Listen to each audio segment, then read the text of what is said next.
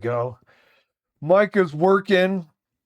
I don't have anything planned for the beginning. We're going to take it organically.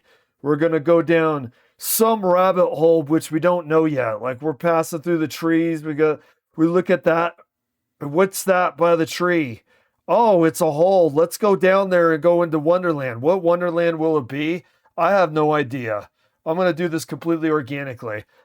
If you get value out of this video, if you find organic discussions to be fun about pop culture, video games, sometimes reluctantly politics, if it pulls me back in, then please come say hi to me on Twitch at Alucard Bats. It'll be fun and engaging. Come say hello. Okay, I'm going to bite here. I'm going to bite here because, like, Obviously, we have not gotten a lot of Friday the 13th love because of the copyright dispute stuff that was going on. In fact, it killed the game that inspired DBD. DBD was kind of like the Hugh Jackman that got big and successful off of ripping off Christian Bale, the smaller guy.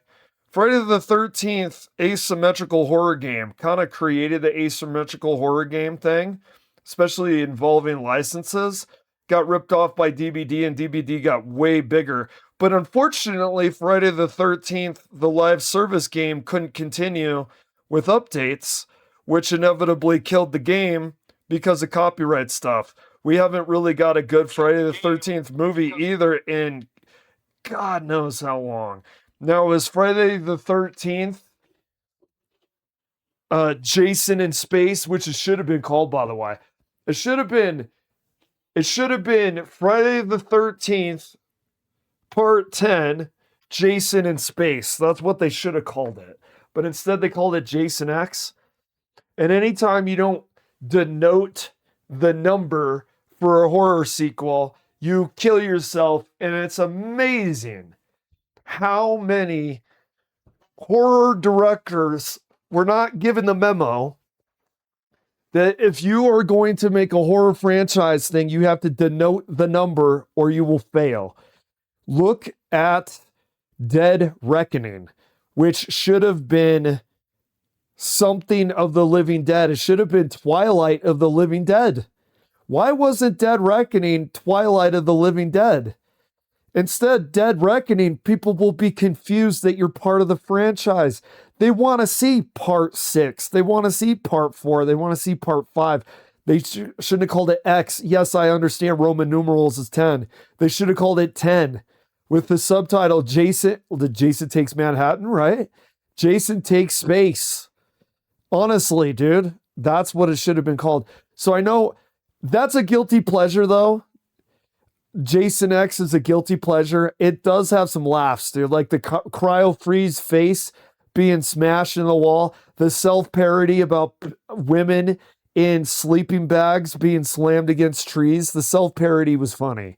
Guilty pleasure, but we really haven't got a lot of anything from Friday the 13th in a really long time. Like a really long time. Now, this is YouTube, so I imagine I just now got a jolt of anxiety thinking, I'm streaming this. This is on YouTube. They're not going to show any coconuts, right? Because Jason is always looking for victims with a lovely pair of coconuts, and we have to have a close-up of them before he goes full Wrath of God mode. And by the way, it is Wrath of God mode because these are parables about divine justice against sinful, decadent, Sodom and Gomorrah dwelling sinners. That's what this is all a story about. It's unlucky to be a sinner today. It's Friday the 13th. By the way, Friday the 13th, did you know that superstition comes from what? It comes from the crucifixion. I'm telling you, the subtext, don't be a sinner, not today. I'm actually nervous here. There's no way, right? There's no way that this gets inappropriate. I mean, this era of horror movies is basically hold my beer when it comes to inappropriateness. Now, with modern horror, one of the reasons that Terrifier and Art the Clown got so popular is someone was able to push the envelope once again. But typically horror has been less exploitive, less in your face, gallons of blood right in your eye kind of activity. I think this will be okay. So Halloween came out in 1978, and then for a few years later, I could see. Now, I don't know if he's going to say this, but I would not disagree with him in the slightest. Let's see if I can predict this. John Carpenter may have a little bit of a negative view of this franchise. Why? Maybe I'm wrong, but remember, this franchise copied the shit out of Michael Myers. Jason is completely riffing off Michael. Jason is that, like, if he spoke, which he doesn't, and if Michael spoke, which he doesn't, Michael would say something and then Jason would repeat it. He would be that guy.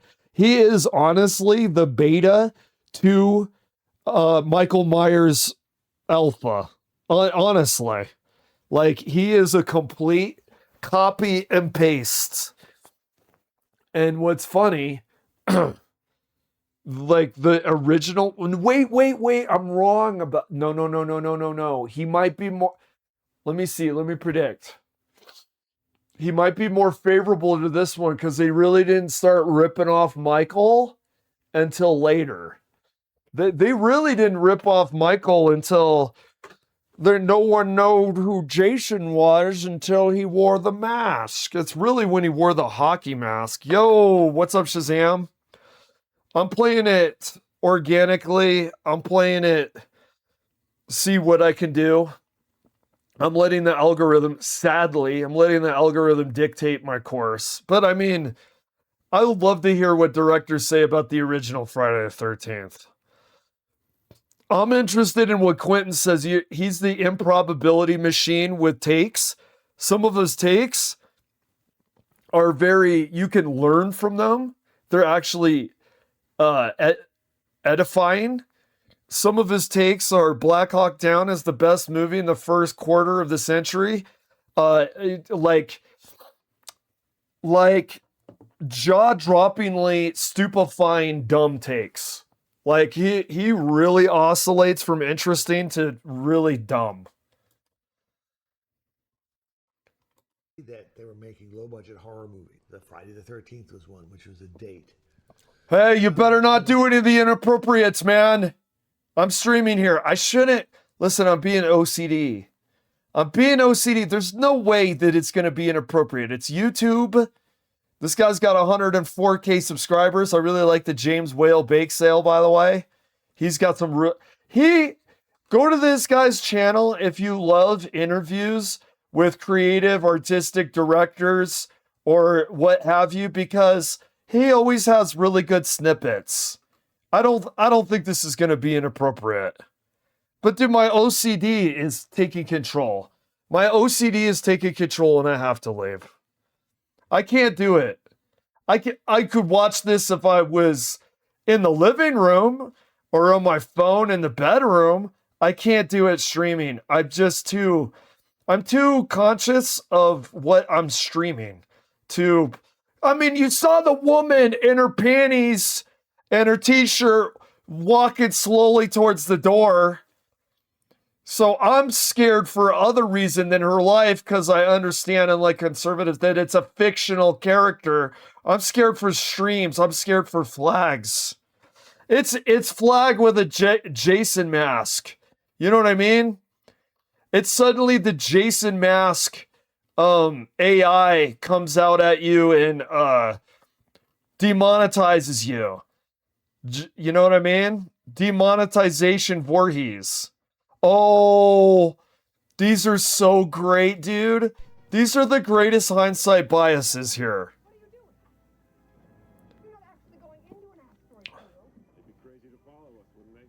No. You know what I gotta find? No, I gotta find Terminator, dude. You want to see the funniest shit ever, Shazam? Siskel, Ebert, Terminator. I think it's the bald dude. I think it's the pre-Rogaine dude. This is how old this shit. This is before I am both a member of Rogaine and the president. Before that was memed, before memes existed, okay? Before Rogaine, there was one of these guys, Siskel or Ebert. I don't know which one's the bald one. Now, before Rogaine, there was this bald clown talking about how bad Terminator is, dude. You gotta see this. I can only hear you in one headphone, 1984 VHS tape. I can only hear you in one fucking headphone. Good Lord, VHS to internet isn't really what it's made up to be, is it? Oh, there he goes. Okay, bro. This is so hilarious, dude. You gotta see this guy's take. You're one of the all-time... Okay, people sometimes overuse iconic. Sometimes people use the word iconic, and I think that they're actually just saying that it was great. Like, sometimes I've seen things labeled iconic that aren't iconic. I'll Be Back is beyond iconic. Iconic has to have almost like... It touches the zeitgeist in a certain way.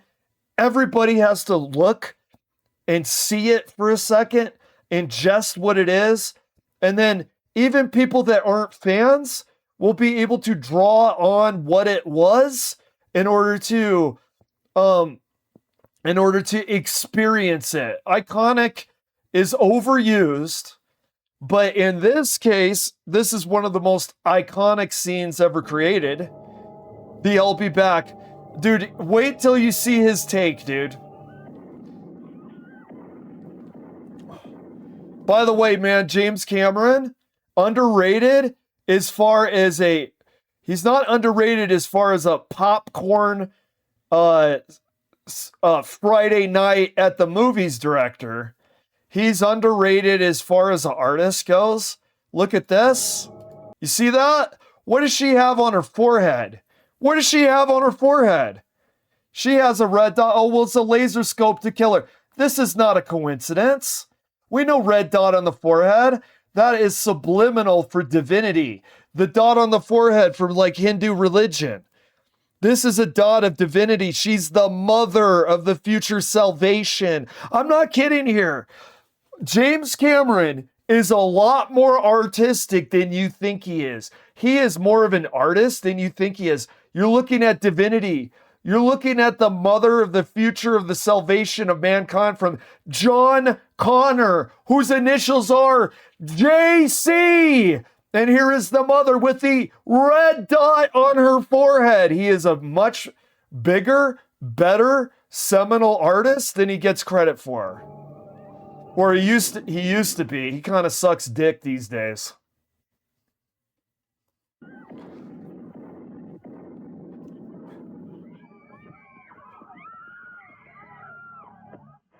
Arnold Schwarzenegger in a bloody Schwarzenegger playing a futuristic killing machine in the Terminator. Oh my god, this is so hilarious, dude. Lately, catching much of the movie industry, including 2 movie critics I know, very much by surprise. The Terminator is one of 4 films.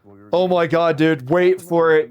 Wait for the biggest hindsight guffaw ever. Now listen, hindsight guffaws happen to everybody, but this is the most hilarious hindsight guffaw. Which one's the dorky one? It's actually the one you don't think. I think the fat guy with the Ace Ventura swoop and the Drew Carey glasses, I think he's actually not the dorky guy. Can you fucking believe that? Arnold Schwarzenegger as the Terminator.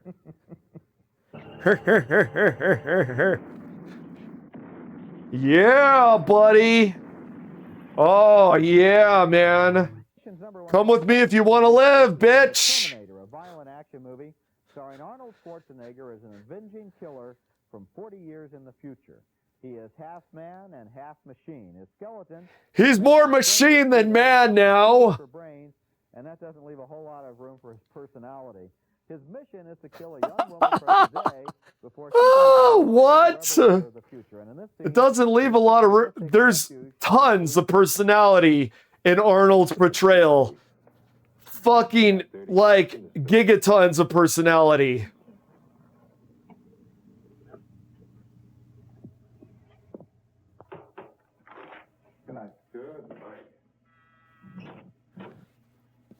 Oh my god, dude, wait for the take, dude. You gotta wait for the take. This is just so fucking hilarious, bro. I'm a friend of Sarah Connor. I was told that she's here. Could I see her, please? No. Where is she? Oh, wait for the take. Well, want to wait? There's a bench over there. Dude, everybody had Drew Carey glasses back in the day, dude. God damn. So phones got smaller, but so did rims on glasses, apparently.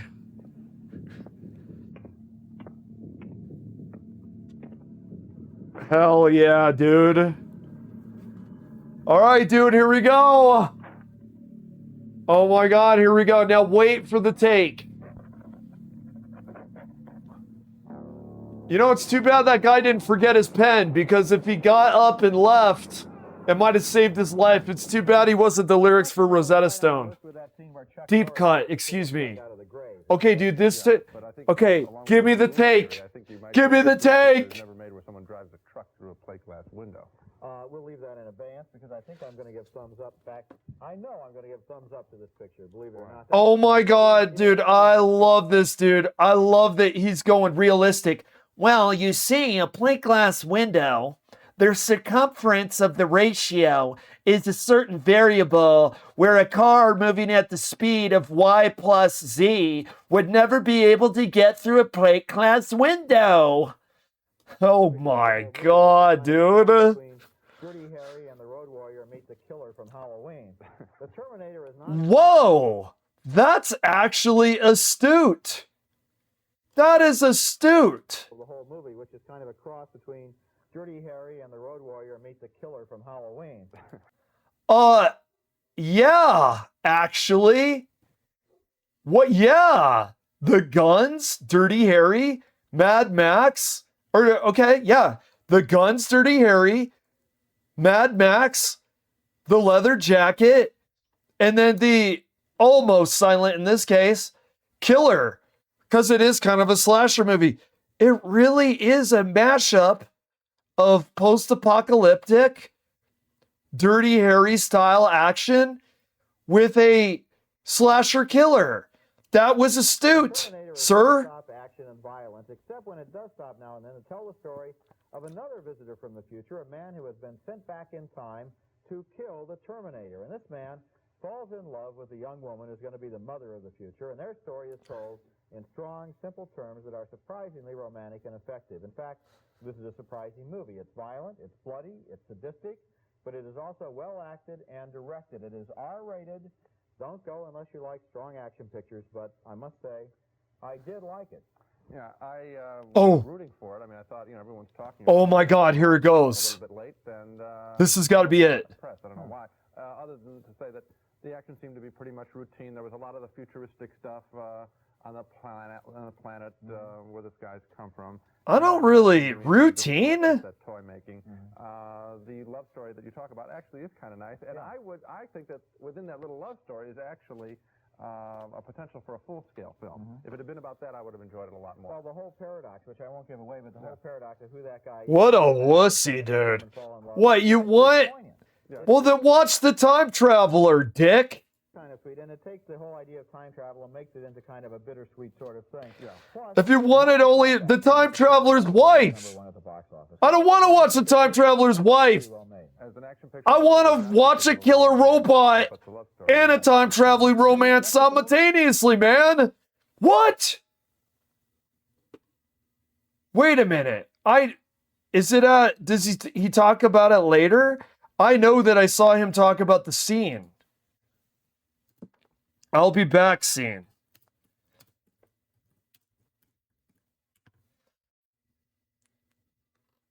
Where are you?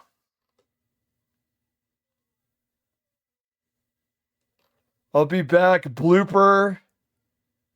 Batman. I put Terminator in, man. What happened to the search engines these days? No, not the second one. I think they talk about it later. It's possible I got him confused with something else. I swear to God that he talked about the scene. He was talking about how, well, is that what it was? The plate glass? Good night. Along with your balloon theory, I think you might say that a good picture is That scene where Chuck Norris drove the pickup truck. What? Chuck Norris throws a pickup truck. He was just getting warmed up for the tank. Drove the pickup truck out of the grave. Remember that scene? Yeah, but I think, along with your balloon theory, I think you might say that a good picture is never made where someone drives a truck through a plate glass window. Oh, okay. I think a good movie is never a movie where they drive a truck through a plate glass window. By the way, he also says very soon after this, I wish it was just the time traveling guy having a romance with the waitress. Okay, so driving a car through plate glass window, which is, by the way, one of the most iconic scenes in movie history, bad. Okay, who talks about the time traveler's wife anyway? Who talks about time traveling romance without driving a truck through a plate glass window? You need the plate glass window being driven through by a truck in order to spice up the time traveling romance. Let me ask you a question. In the future, humans evolve to be grays, okay? In the future, humans evolve to be grays. A male gray uses his UFO to time travel back in time and protect a human woman from a xenomorph wannabe. If Jason is a wannabe of Michael Myers, this xenomorph is a wannabe of the xenomorphs. He has to tear off his own arm and bleed on the xenomorph because his blood is acidic and kill the xenomorph to protect his mate who's from the past and is a human. He loves her so much that he tears off his own arm and he bleeds on the xenomorph wannabe to kill it. That's how much he loves her. Now, he impregnates her and her offspring becomes the future Greys, okay? There's your time paradox. Okay, here's another one, okay? This normal looking dude who's a time traveler, he comes back in time and he gives a cactus to her and says, I love you. And she goes, oh, I pricked my finger. What is this? He goes, well, in the future, we give cactus, not flowers. Isn't it crazy how cultures change? Now, which fucking movie do you want to watch? Which movie do you want to watch? The one where he tears his own goddamn arm off so he can bleed on a nemesis and he protects his lover he's impregnated with man's future species? Or do you want to watch the one where they're hanging out on Saturday night and checking out a flick? And then maybe they make out for 3 minutes to some Frank Sinatra music. Which one do you want to fucking watch, man? Good Lord, Baldy. Good Lord. I'm probably projecting. I have a receding hairline. I'm projecting my own insecurities about my hair onto the bald guy here. But still, no one wants to watch that, dude. No one wants to watch Sarah Connor and Reese with nobody driving through a plate glass window, brother. Thumbs up to this picture, believe it or not. That A lot of scene is pretty much. You would think, but this is why you can't judge people. Look at this guy's vest. Look at his collar. Look at his big Burger King cheeks. Look at his Drew Carey glasses. Look at that hair. Is that a wig? Is this guy bald too? This guy's is that a wig? Or did he cut the end of a mop and put it on top of his head? You know, Sarah Connor in 2, she takes that mop and she beats the shit out of that grapey orderly in Terminator 2. What happened to the mop? Did this guy take it and stick it on top of his head? Okay, now this guy, you would think he would have a dorkier. You think he would have a limper. You think he would have a sissier. You think he would have a more puritanical view of the movies than the other guy, right? Wrong. This guy, the way that, okay, this dude here, the way that he said Terminator was a cross between Mad Max, Dirty Harry, and Michael Myers, fucking perfect, eloquent articulation. You can't judge people by looking at him, dude. This guy looks like a dork. This guy's the smartest guy in the room, man. And the Road Warrior meet the killer from Halloween. The Terminator is nonstop action and violence, except is that a wig? And then to tell the story of another visitor from the future, a man who has been sent back in time to kill the Terminator. And this man falls. Dude, that's what we should do. We should do hindsight. That's what I'm gonna do here. Hindsight with Siskel and Ebert. Let's do hindsight with Siskel and Ebert. That sounds fun. Hindsight with Siskel and Ebert sounds a lot funner than, you ever notice, here's the problem with doing content about like Donald Trump. You ever noticed, because his brain is so small and his knowledge is so limited, he really repeats himself over and over like a parrot. Like a parrot asking for a cracker is kind of fun the first 3 minutes. Donald Trump is a little bit like one of those chatty Cathys with the string. Donald Trump is a little bit like a chatty Cathy with the string. You may get an emotional response from observing it at first, but I feel like the longer that you listen to it, the more repetitive it becomes. And the more you're desensitized by the same 4, 5, 6, 7 things that he has to say, that it becomes very stale, dude. Like, pull the string on the back of the Trump doll. I'm great. I make a deal. Pull the string on the back of the Trump doll. Yeah, I'm holding all the cards. Pull the string on the back of the Trump card. I know some great, smart people that said I'm smart. Pull the string on the back of the Trump card. I mean, dude, it's never ending, man. He says the same 6, 7 things infinitely. It gets boring. Like this feels fresh to me. This is like fresh bread out of the oven, dude. I can't wait to explore some more hindsight bias takes with Siskel and Ebert. And by the way, it's not really their fault. Does this guy know that he's ridiculing and belittling driving a car through a bullet plexiglass wall or window? Does he know that that's going to be one of the most iconic movie scenes of that century? I'll be back. Frankly, my dear, I don't give a damn. Here's looking at you, kid. Like, alrighty then. It's on the top freaking 10 of most quoted movie lines of the century. Everybody, including the puritanical, evangelical, I won't watch horror movies, I want my horror to be IRL in the Middle East. That's the brand of horror that I appreciate. Those motherfuckers know what the scene is. This guy doesn't know that. When he's sitting here talking about this, he doesn't know. He didn't know. Hindsight sees everything. Man, that looks bad in hindsight, dude. It is hilarious. You know a movie's not good when you drive a car through a plexiglass window.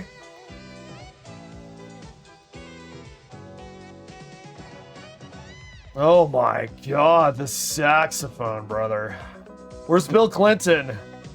While they're coming out on video. That list of the year's 10 best films. And why not? Because they're on our list of A sold-out Christmas toy for his son. Oh my God, tell me you like this movie, please. Put the cookie down. Look, it's Put the Cookie Down. Workaholic dad who has to hustle to find a sold-out Christmas toy for his son. Remember when Sinbad was a thing for like 5 minutes? Superman doll. I need to get my son a Superman doll. That's all there is to the Put the cookie down. trademarks of high-tech big action or If you don't put the cookie down, it's awful. He has to learn to select smarter scripts, I think, for family entertainment. My second choice of a big star in a bad movie, Robin Williams, playing a grown-up kid. Well, Francis Coppola's disaster. I agree with that. What? This isn't. Wait. Myself, but that would only continue the cycle of violence. Then it turns out the next-door neighbor was really innocent, and so Aykroyd makes amends by breaking up. What else do we have here? and marrying the old man's spinster daughter, played by Joe's apartment, house arrest, Mad Dog. No, I don't like this one. How did anyone Okay, let's see. are in the same company?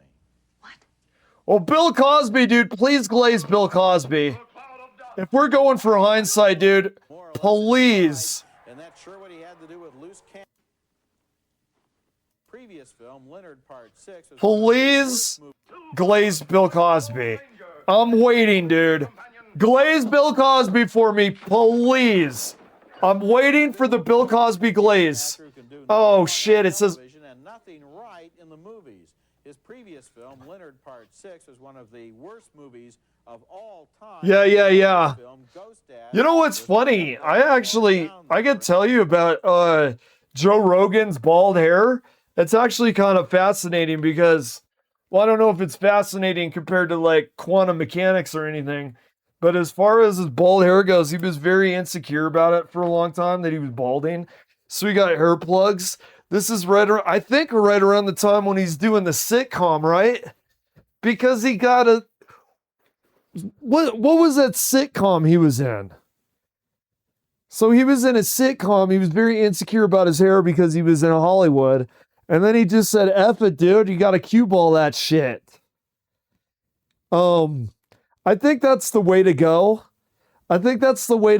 Versus hair plugs. I see hair plugs, dude. And it looks like, so it's kind of like plastic surgery, but for your hair. Here's what happens with Hollywood and plastic surgery. Oh, I'm getting insecure. I'm getting wrinkles. I still want big roles. Here, carve my face a little bit. Now I almost look like who I used to be. And it's almost like distracting. And it's almost it's uncanny valley. So it's uncanny valley when they carve up their face. Like how the Joker got his face carved up after he got dropped in the vat of chemicals in the Tim Burton movie, and he took the wrappings off and he was staring into the mirror and he was laughing hysterically. That's kind of what they're doing to themselves, actually, dude. They're kind of doing that to themselves. They're insecure. It's one of those things. It's like, say you got like a scab. And then you pick your scab and then the wound is bigger. And then the scab wants to regrow, but you keep picking until the wound gets larger and larger. Their insecurities make them pick at their face. And then it gets weirder and weirder. And then it looks like uncanny valley and you can't help but notice it. And it's very, very distracting as someone watching a movie when they've done that to their face. It takes me out of the movie, actually. Just be yourself. Now, hair plugs is like plastic surgery for your hair. It looks like uncanny valley for your hair. Like, that's hair, is it? Like I've seen someone with hair plugs recently who would usually compensate with hoodies or compensate with baseball caps. When they have their hair plugs, I go, you're paying money so I can stare at your hair and struggle to listen to your words. Yeah, let's do that. Let's do this. That sounds fun, actually. Like, oh my God, imagine if they're like, why did they put the man in the wood chipper? You know what I would have liked to see better, Ebert? I would have liked Pancake's house and Steve Buscemi to have a nice little romance together with no wood chipper. Like when I see a time travel movie, I want it to be between a couple of spouses that are in love with each other. When I see a movie like Fargo, I want the Pancakes House guy and the Steve Buscemi guy to have a nice, loving relationship with no wood chipper involved. You know there's a bad movie when you add a wood chipper or a car driving through a fucking wall. Okay, plexiglass wall. Thank you. Plexiglass wall. Okay, we do Siskel, Ebert, Coen brother. Oh my God, this is a good idea. I want to see the hindsight. I got Bill, look at that. That still image of Bill Cosby? That looked like him if one of the females had an unexpected tolerance to the drug he used and she got out of bed. That would have been the look on Bill Cosby's face.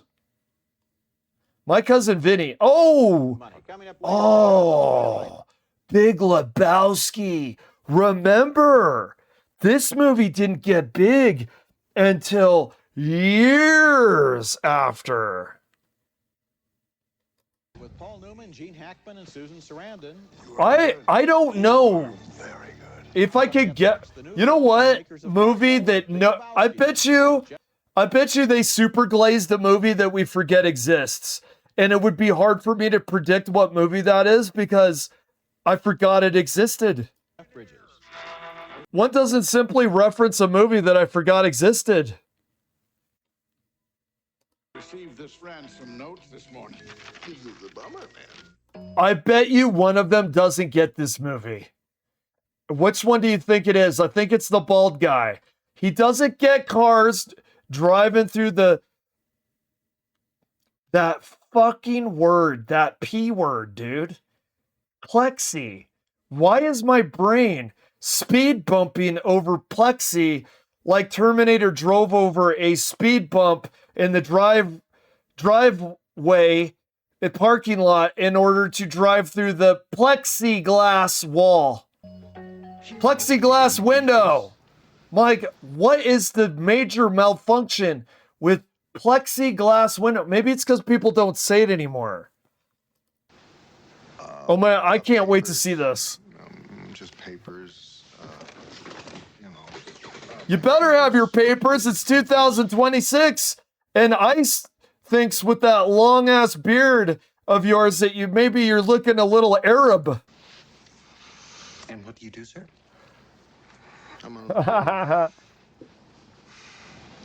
Jeff Bridges plays one of two characters named Jeff Lebowski in the would-be comedy called The Big Lebowski. Oh my God, I can't wait. Fargo filmmakers Joel and Ethan Coen. And I certainly hope that the main reason I didn't care for this film is... Ah! Oh my God, I knew it!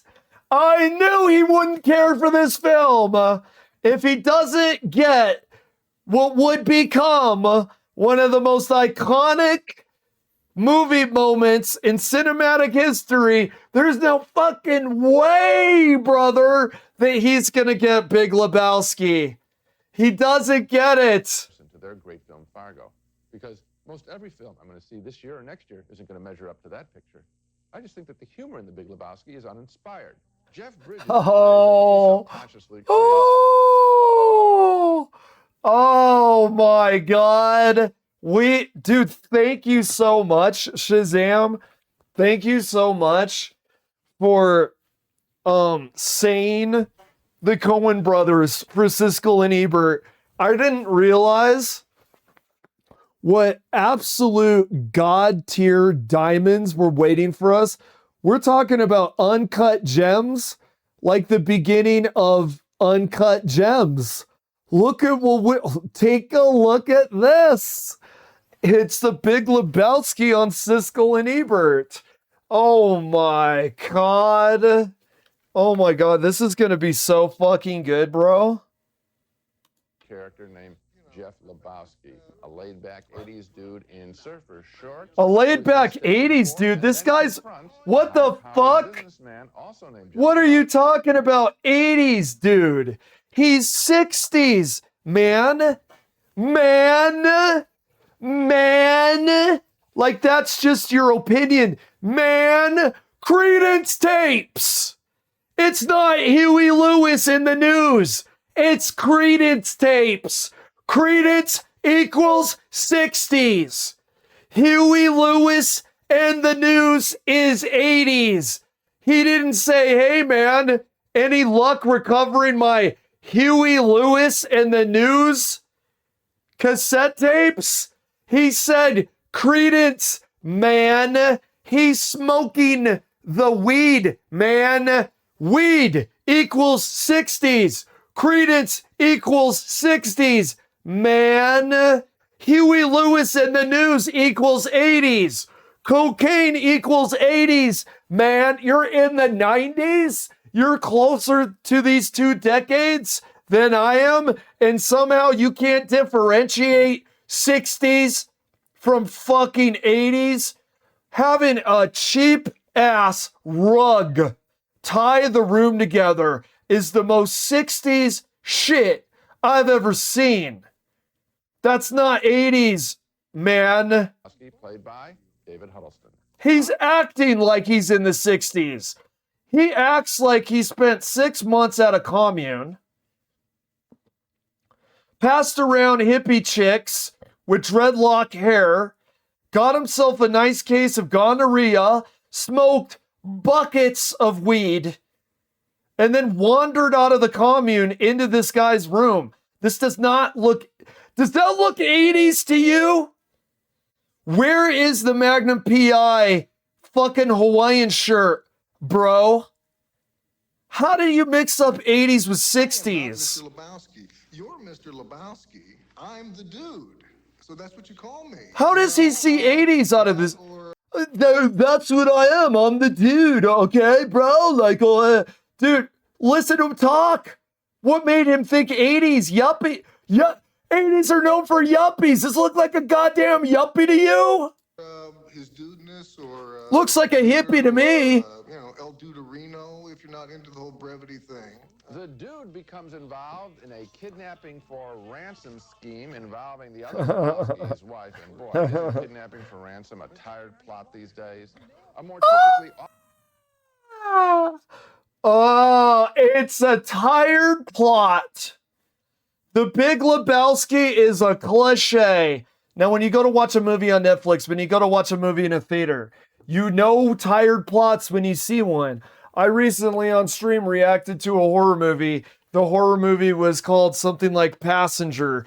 When the guy, there's some creepy noises on the road. He like pulls over, he looks and there's a zombie-fied looking dude that goes, boo, I scare you. That was tired. Okay, that's a tired jump scare. This movie is tired. And by the way, the plot, quotation marks, this movie, the first thing he does is critique something that willfully has a lack of it. Now, he was able to articulate there's a kidnapping scheme, that's true.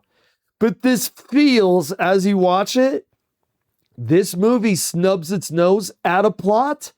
I don't feel like you could criticize a movie for its plot when it actually turns its back on that form of storytelling to be more of a rich exploration of a couple of losers that we get to have a bunch of jokes, because they're not losers that you laugh at, they're losers that you laugh with. And since they're losers, that's very difficult to do. You love these guys as much as they're losers, and you're kind of simultaneously laughing with and at them. It's not a mean-spirited look at it's not like Burn After Reading, where it feels almost mean-spirited watching these people. You want to loathe them. I feel like the Coen brothers hated those characters, and I don't like the movie as much because it makes me hate the characters, and I feel negative watching it. You love these guys. This isn't about the kidnapping scheme. This is about, he's trying to finish his goddamn cup of coffee because it's Walter. And Walter has got these standards and he's got this rage about standards about wanting to finish his cup of coffee at a diner. And he'll make everybody uncomfortable, including himself, just so he can make a point that he's allowed to finish his coffee. That's what this movie's about. And it's about his friend going, my God, man, let's just leave. You don't need to finish your coffee, bro. We got stuff going on. No, it's my amendment right. It's my freedom of speech to finish this coffee. It becomes humorous. We love these guys. It's not about plot.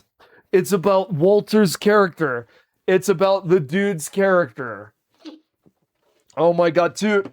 The first thing right out of the gate to criticize the plot when a movie is so much not about plot is hilarious to me. Offbeat Coen Brothers moment occurs when Bridges' bowling buddy, John offers his opinion. You're right. You said it yourself, Shazam. She kidnapped herself. Yeah, exactly. That kind of stuff will be missed on him. It's a How I Met Your Mother tale. No, this is why the movie is so smart. Someone will say, what do you mean it's about How I Met Your Mother tale? It is. It's about, look, it's about family lines. He's about to impregnate Maude and have his son. This is about how he became a father. This is actually about that. This is about becoming a father. This is about Lebowski Jr. being conceived and how Lebowski Jr.'s mother and father met each other. More so than a kidnapping plot. Crisis in the kidnapping caper. Are they going to get tow? I can get you a tow. Believe me.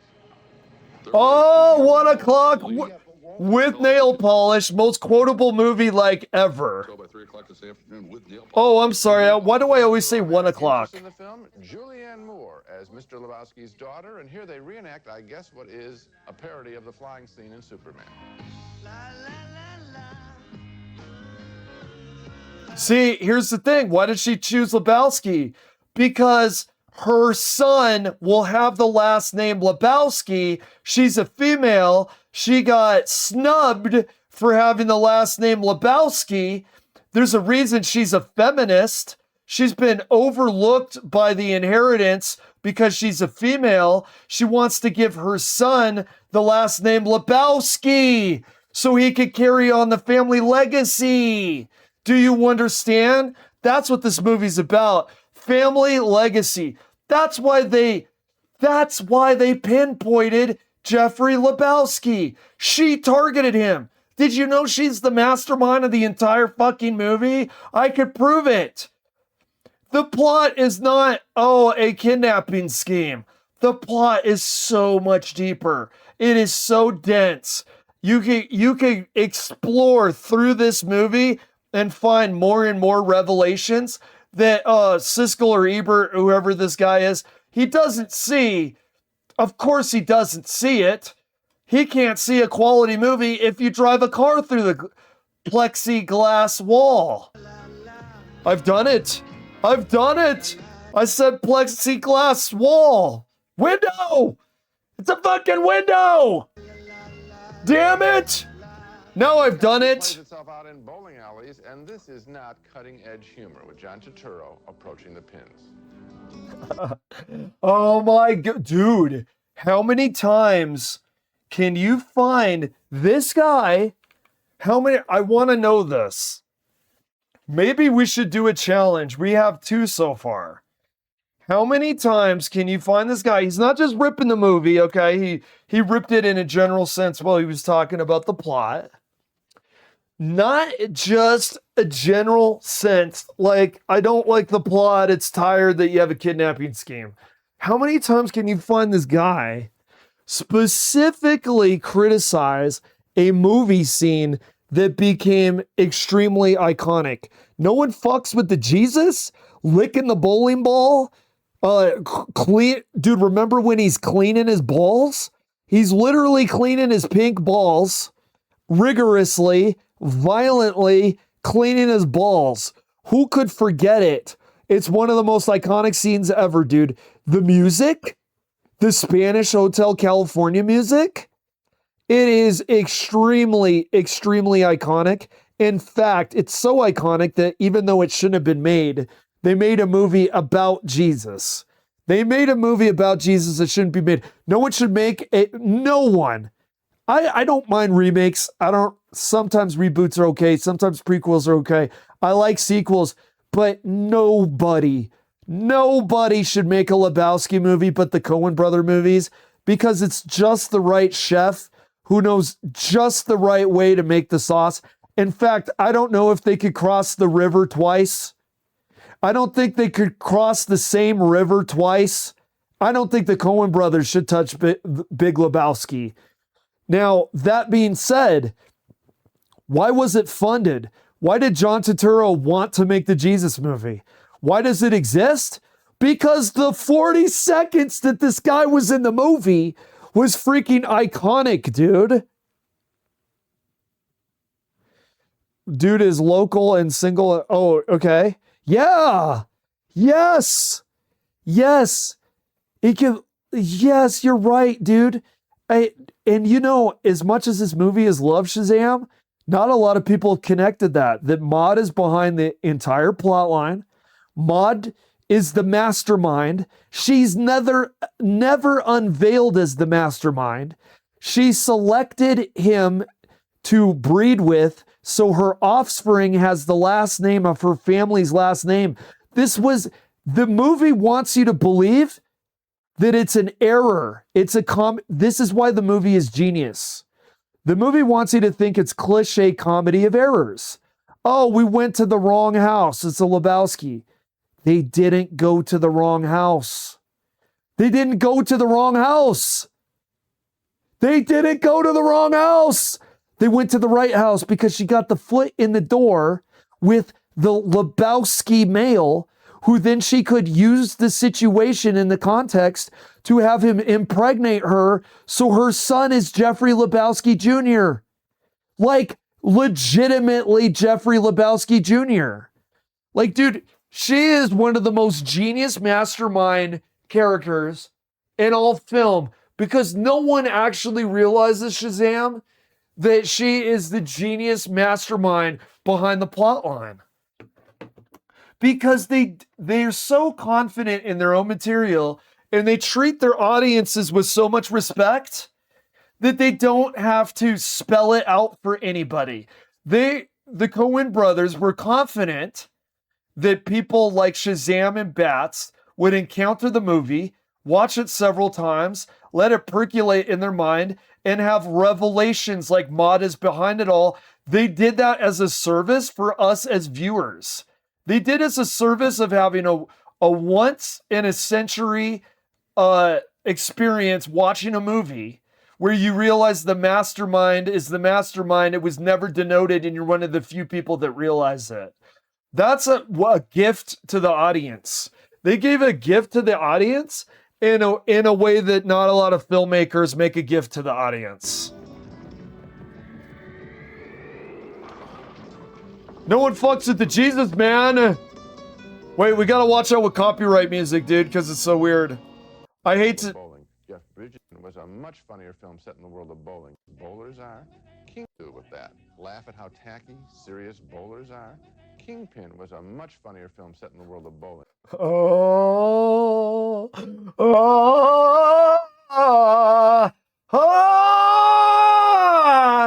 Kingpin.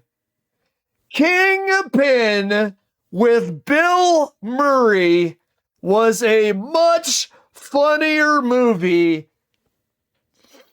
Oh my God. Kingpin with Bill Murray and Woody Harrelson, and that one guy that played an Amish guy that is not in any movies anymore, was a much funnier movie about bowling. Please meditate. Wait, we have to make a mantra. We have to make hindsight mantras with Siskel and Ebert. Are you ready? we've got in this corner Kingpin with Bill Murray. Maybe Bill Murray's weird balding hair gags made this guy feel better about being bald. I don't know. In this corner, we have Bill Murray. We have Woody Harrelson in Kingpin. Yay! Yay! Yay! In this corner, we have Big Lebowski with Steve Buscemi, Jeff Bridges, and John Goodman. Boo! Boo! Boo! Which one will be more funny? Hey, I've got an idea. Let's do Planes, Trains, and Automobiles, but instead of John Candy and Steve Martin, let's make it Woody Harrelson and that one guy that plays the Amish guy. Yay! Yay! Okay, what does Walter and Jeff Bridges say? The Amish dude is not the point here, dude. The Amishman is, by the way, that is not the proper nomenclature. Oh my God, dude. This guy seriously, in reviewing The Big Lebowski said it's not as funny as Kingpin. Anybody watch Kingpin? Anybody? Raise your hand. Yeah, that fucking movie, dude. That fucking movie. She's not attractive to me. She needs bigger birth-bearing hips. I remember that line and going, this movie is weird, man. This movie is weird. When Jeff Bridges' character wasn't. Does this movie not have enough slipping on banana peels for this guy? Did they not have enough palm zappers for this guy? Did they not have a gun when a flag came out of the gun and it said bang for this guy? Worth my time. There's no heart to him, like, say, the Francis McDormand character. Ooh. Fargo. What? A big disappointment. I liked it enough to recommend it, and I think there's a lot Oh! Oh! Oh! This guy said Terminator was cool. He said, yeah, it's got a lot of blood and guts, but it's got a lot of heart. I think the violence was interesting, and I like the romance on top of it. He likes it sweet and sour. And by the way, the Mad Max, Dirty Harry, Michael Myers, Stu, that he said Terminator was, it was a good take. He liked Terminator. He likes Big Lebowski. Other guy hates Terminator, hates Big Lebowski. My God, his hindsight. This guy has aged so fucking well. And the guy that he's contrast to, his age, it's the aging of vinegar versus the aging of cognac. Jeff Bridges' character. I think this is a very interesting performance of a guy who never really anything. He's described as the laziest man in Los Angeles, and he has a wonderful friend, Steve Buscemi and John Goodman. Goodman gives a very good performance. Yes! The whole point is... Yes, he does! The cliche, the kidnapping scheme. But the whole point is, the plot is essentially... I think what the Coen brothers are doing is satirizing a plot like that by attacking it through these woefully comic and incompetent... Yes! It's like a deconstruction of a plot.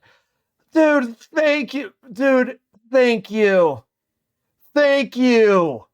This dude was the smartest guy in the room. This guy could see 40 years into the future of what people would think of a film. He's looking through the crystal ball. The other guy is looking straight up his ass at his colon. Characters who are absolutely adrift and way out of their element here, and that's what's funny. I just thought they were so obviously written, particularly the Jeff. Dude, he's quoting the movie. Do you notice that? Do you notice how smart this guy is? Did you notice? I don't know if it's intentional or not intentional. He could have been primed. He could have been primed by the dialogue of a movie he just watched, But did you check the actual subtle reference? He said they're out of their element, dude. Donnie, you're out of your element. You're like a child that's wandered into a movie and wants to know the plot line. Walter and Jeff Bridges, honestly, this is hilarious. He actually accidentally pointed out something here. Walter and the dude are like children that wandered into a movie, not know what's going on. He's projecting his own foolishness onto his friend Donnie. He's out of his element. He's right here by saying that they're out of their element. They're out of their element, and he's projecting his own foolishness onto his friend because he's a fool, and he constantly projects throughout the entire movie. Oh my God, this is delicious hindsight, brother. This is delicious, man. This is better than any flavor of ice cream you could get at Baskin and Robbins, man. This is delicious. Baskin and Robbins. I want Siskel and Ebert. I don't want Einstein Brothers. I want Siskel and Ebert deliciousness. The hindsight is creamy and sweet. Direction more of this picture in Hudsucker, and the other thing, wealthy people. Hudsucker, and here the Big Lebowski, the other. So Lebowski. they shouldn't make any more movies about wealthy people. Be careful. They gotta be careful. What the fuck is that? Did they say that to the Donnie Darko guy? If you're gonna make movies about the Epstein class, you better be careful. You're gonna have a little accident, Coens. Don't be jabbing at those wealthy people. You better be careful. What do you mean you better be careful?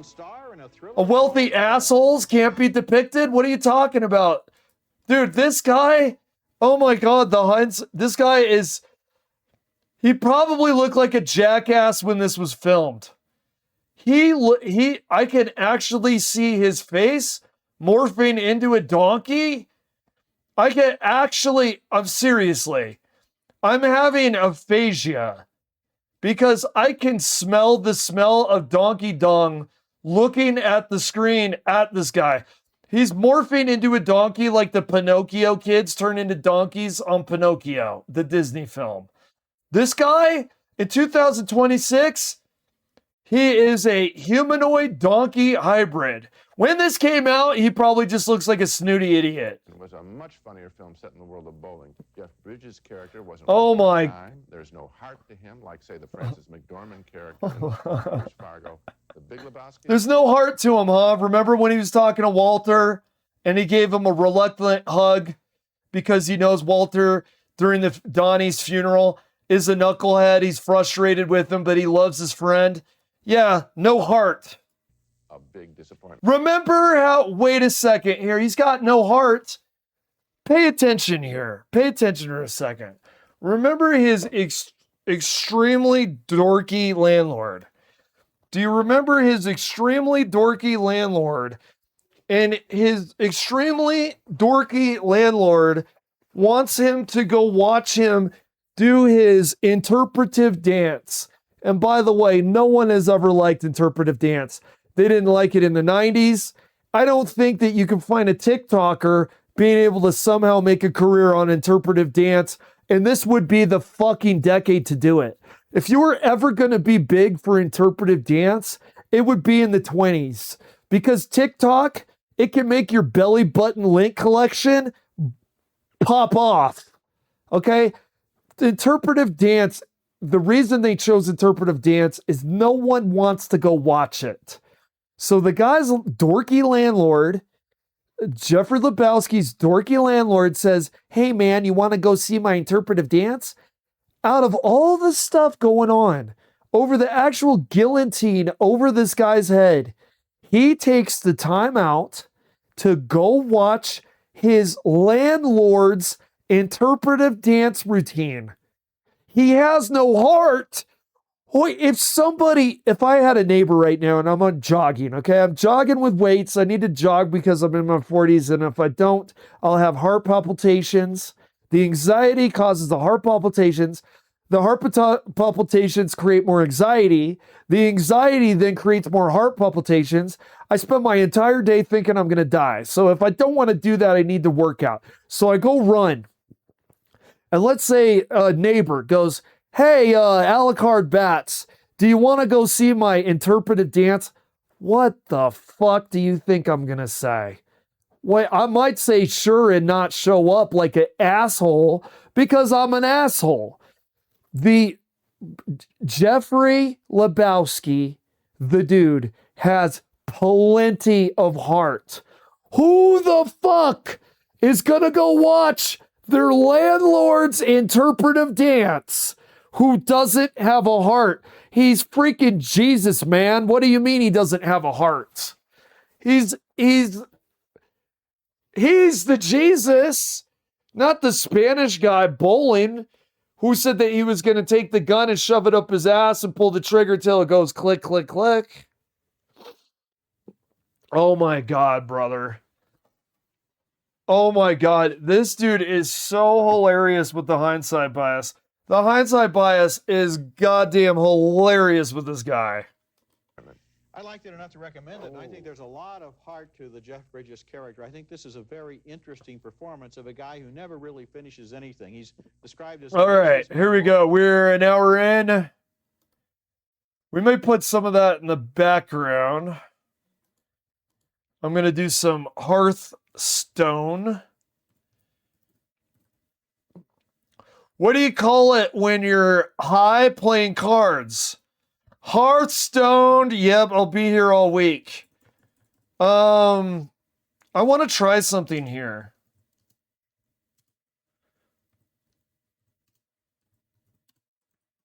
Can you handle my ley line dragon?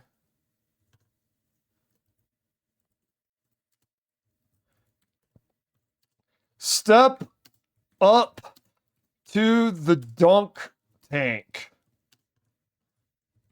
When I thought of this, I thought of a dunk tank. Let's see. All right, we do. Oh my God, the hindsight. The hindsight is delicious, dude. And look, one of them was always right and one of them was always wrong, bro. And you know what? You looking at the guy, you wouldn't think it, would you? You wouldn't think it. All right, here we go.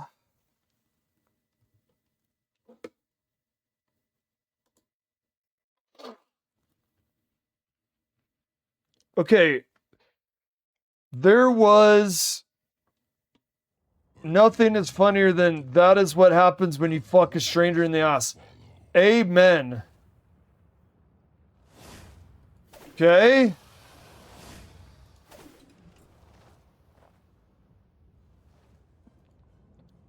Do I need to turn this down a little bit?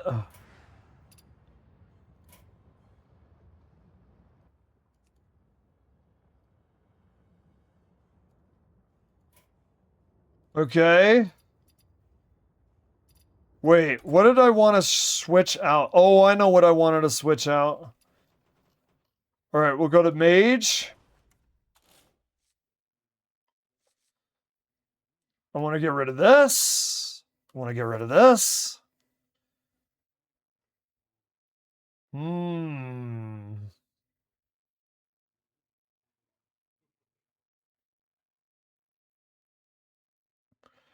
Gods. Okay, I want to get rid of this.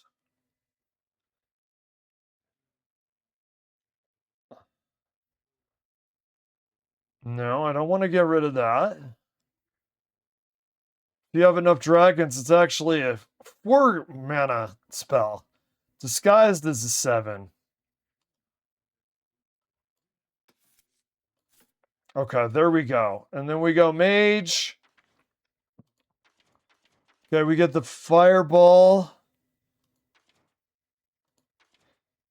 Okay, we get arcane flow. And the fireball. Okay, now let me check this out.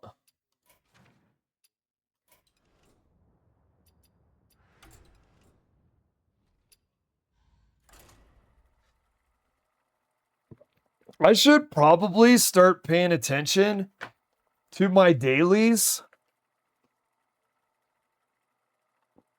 Because honestly, I don't want to fall behind as far as the tavern pass goes.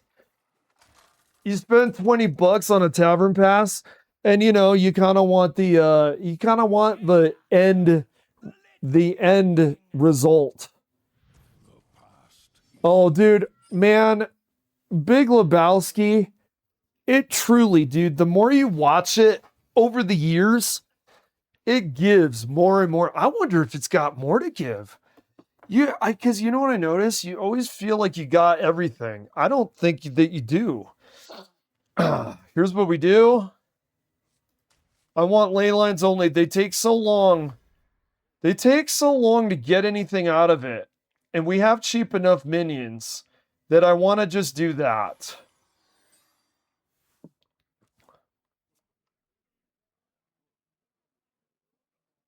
Let's see if our modifications work.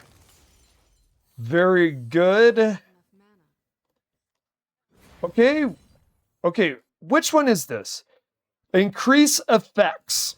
Okay, the panther looking guy, the rune saber, increases the effects.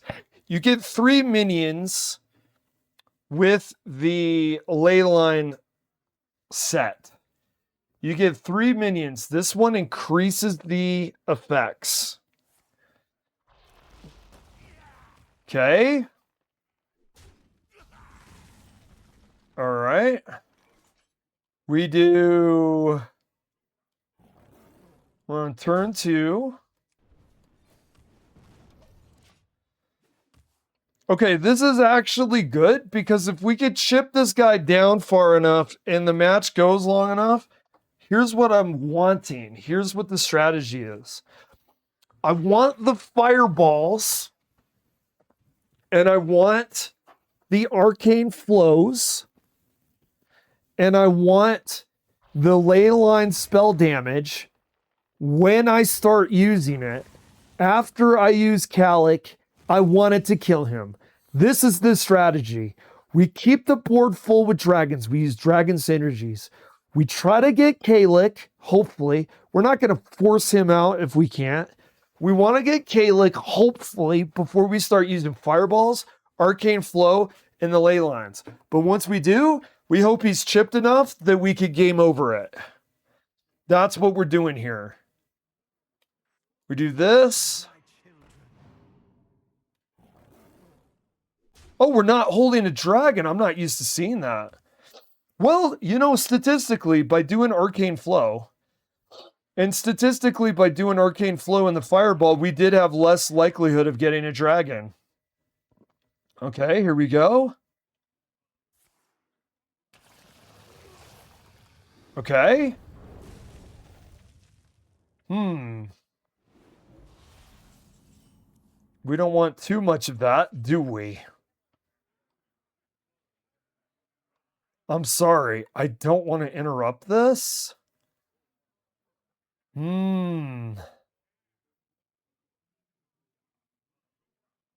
do face like that? No. No. Maybe I should have because we did face, but I don't want him doing lifesteal with his leeches, honestly. I'm really not looking forward to the lifesteal from the leeches.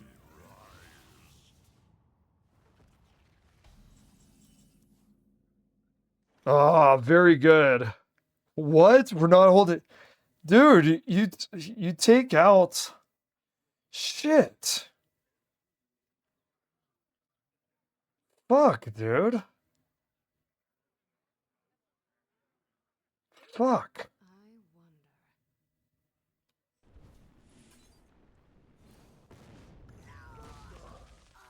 Damn, I wanted to save that for face. Dude, what the hell, man? We take 2 minions out.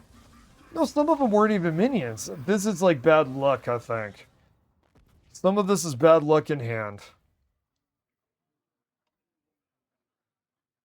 Oh my god.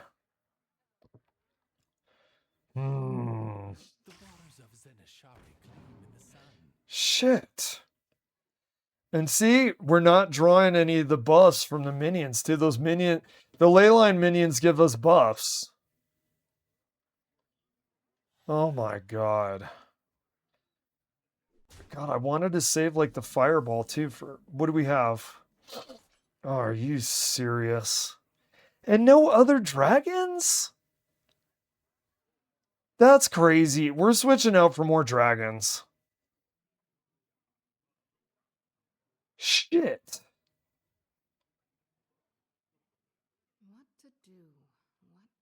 Oh my lord. Oh my god, dude. Ley lines, am I right, dude? Well, a 7-cost minion. No, that dragon, dude. Okay. Do we do a minion?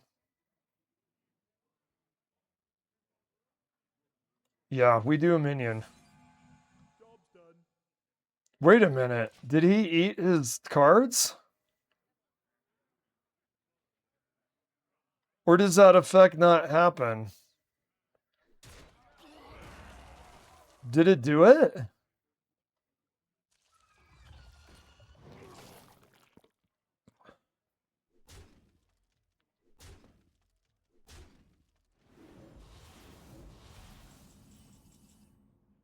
Okay, you're...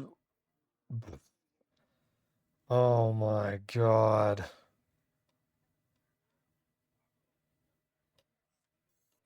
Okay. I mean, we're not dead yet.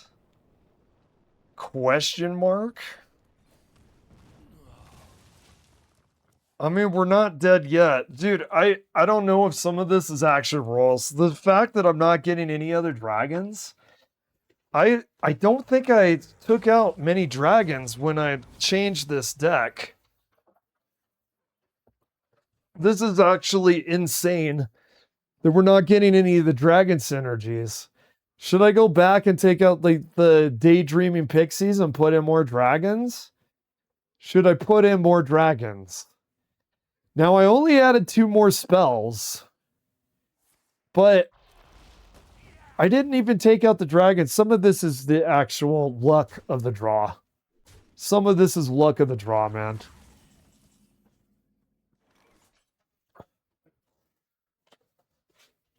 See, ley lines are slow. This is one of the complaints about ley lines is they're very slow. And as you can see, like if we did this, then we get nothing and he's going to do face.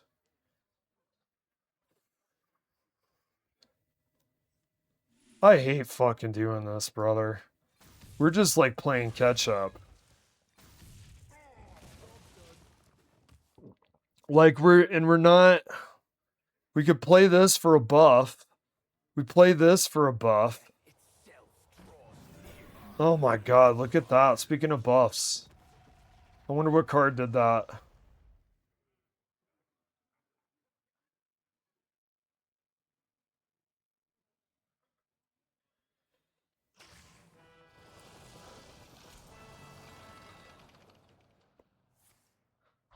No, we're just playing catch up at this point. And he's filling the boards. God, we gotta... How are we gonna make these ley lines work? Okay.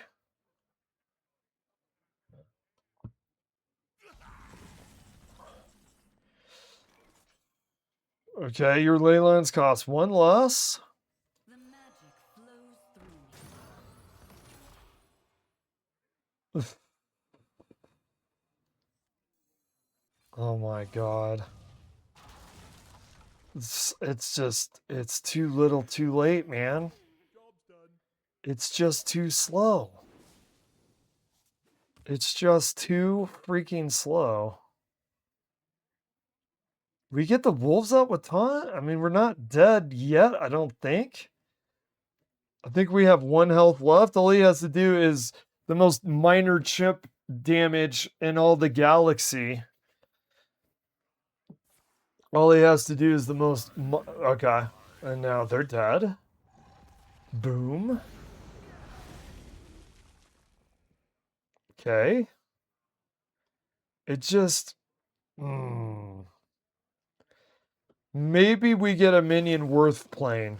Maybe. Maybe.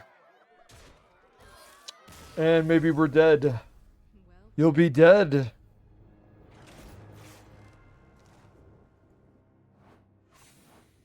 Okay. Let's go back. Cheaper. We need cheaper.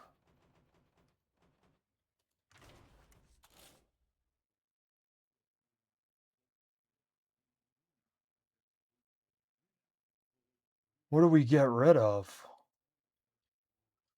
Shit. What do we get rid of? I don't know what to get. I get rid of this? Wait. What? Okay.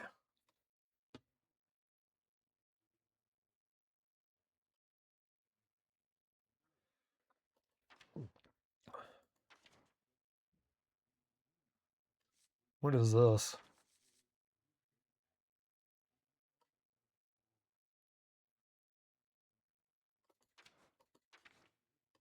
Wait, people use this. What's it do? Your cards that summon minions summon twice as many?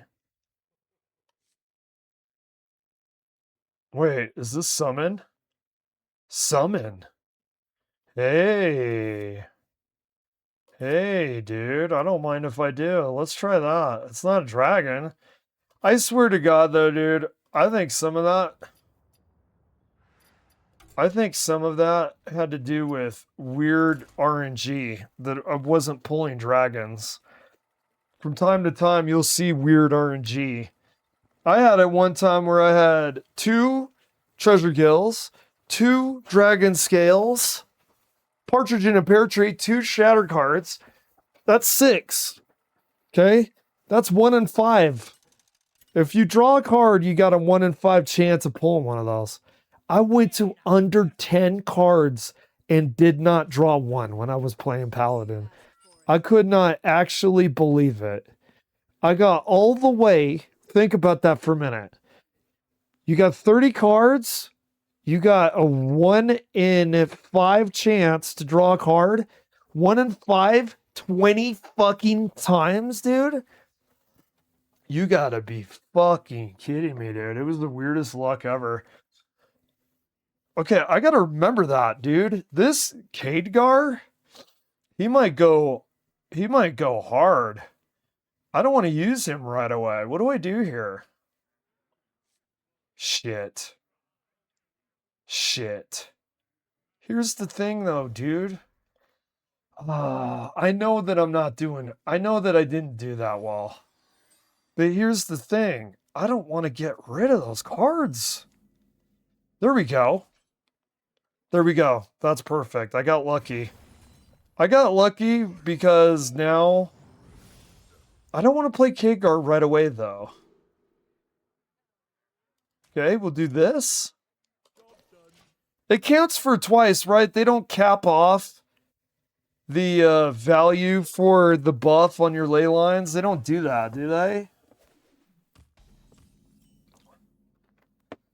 Okay, and look at the cost of these. Look at the effects. You need the buffs. You need them. We're going to cast him before we summon. So this is good. You see that 2 and you see that 6? We're keeping those.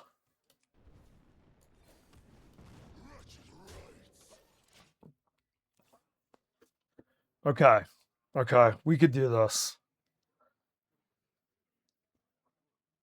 And we play our Ley Walker. Let's see if it does. Let's see if the Dark Gift one gives us the... What are they doing? It's going back and forth with his cards there. By the way, dude, it is so hilarious watching Siskel and Ebert talking about Kingpin is a better comedy than Big Lebowski. I can't get over it, dude. Okay, let's see if it does it. 6-4 at 3 is good too. It does.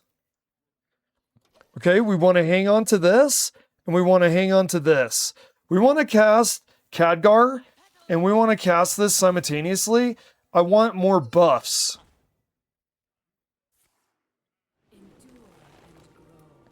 Trigger an additional time. That's perfect. That's perfect.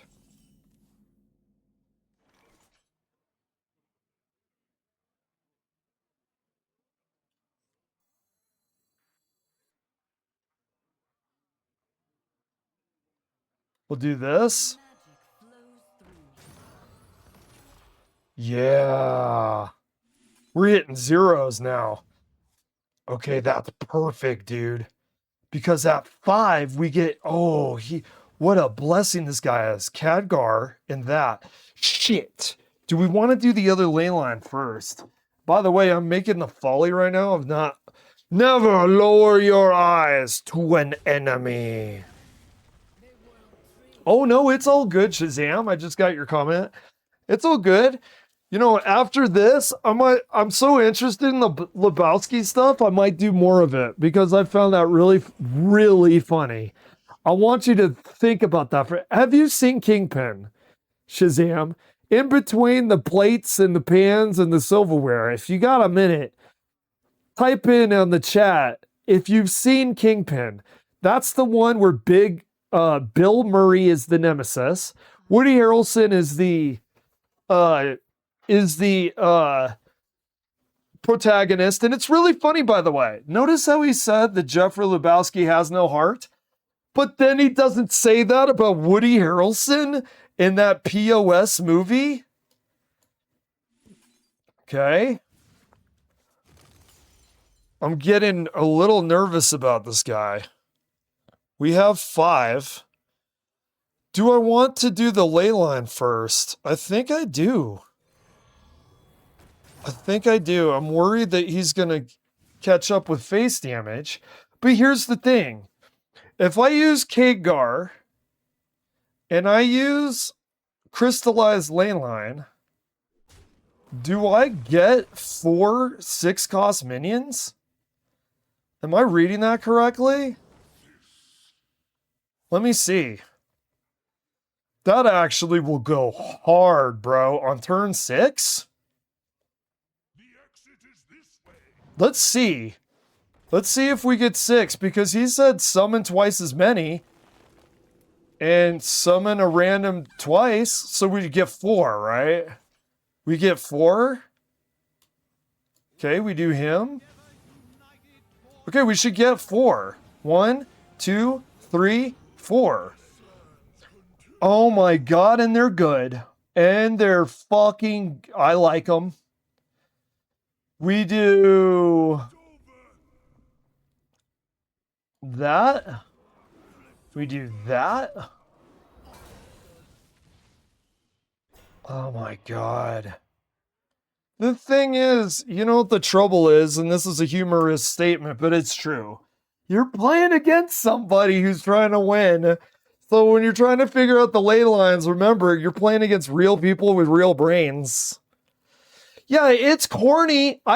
Speaking of mean-spirited, you know how I told you, one of the things that I didn't like about Burn After Reading that I liked about Big Lebowski, and Burn After Reading can be funny, but I didn't like it as much as Big Lebowski, is I felt like it had a mean-spirited gaze at its characters.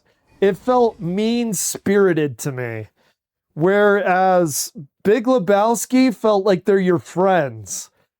Kingpin was like, you know when you're like really mean, like bully? It felt like the spirit of the movie was a mean bully to all the characters. Like there was and it's not that it wasn't funny and I'm not offended by it. It's just mean. Like you get the impression that whoever made the movie is one of those like mean-spirited people. Okay, what do we do here? Oh.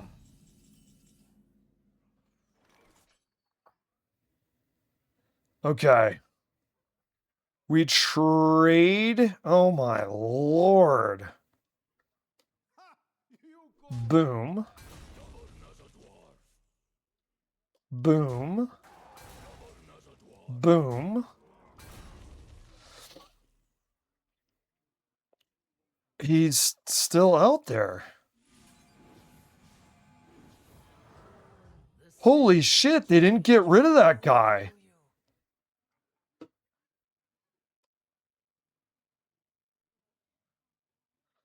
Deal 2 damage to all enemies. Wait, what if he has AoE? Increase your effects of the ley lines.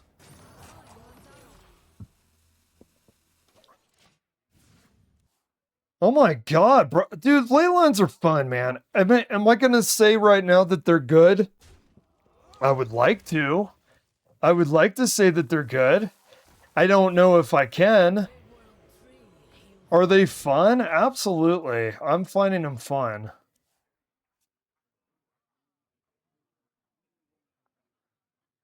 Okay. Oh, wow, really? Wow. Really? He's going full aggro, man. Okay. What do we have for ley lines? We could kill that.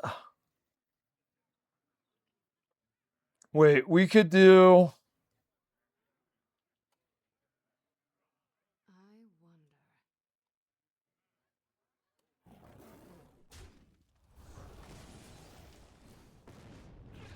I don't want him using any more lifesteal. Okay, we do... that.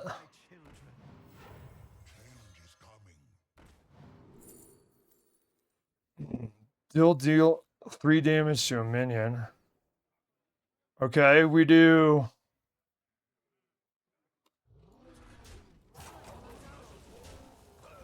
Are they both 3/5?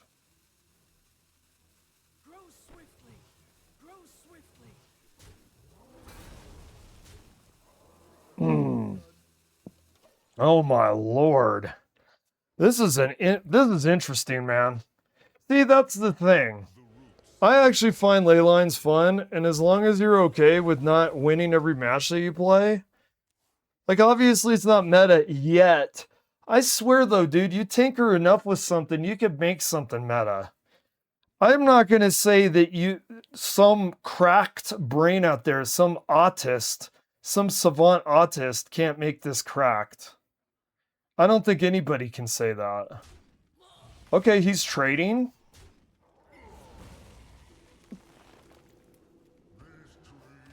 Okay. Deal 3 damage to a minion and all over the same minion type.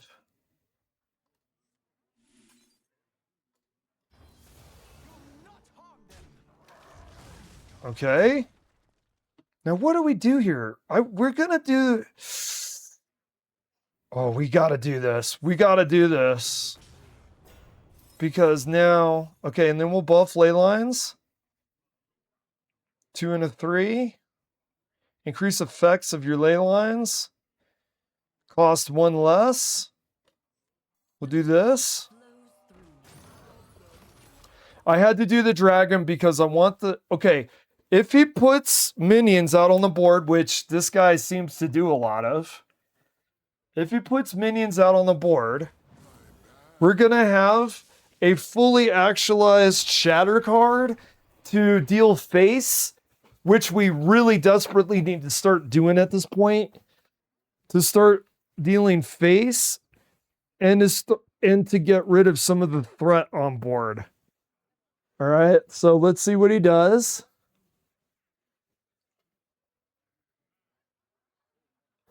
What you doing? What you doing there, sir? Are you reading your cards? You don't know what you're playing? Dude, you know what's nice about playing against Paladin and playing Paladin? There ain't nothing to read, man. Divine Shield. Did you read it? Did you get the memo? Did you get Divine Shield? Next turn, Divine Shield, Aura. Next turn, Divine Shield, Aura. Next turn, Divine Shield, Aura. Okay, here we go. Nice Hex, brother. Ooh, there we go. We do this. We finally pop off with this. Okay, increased the effects. Leyland's trigger an additional time.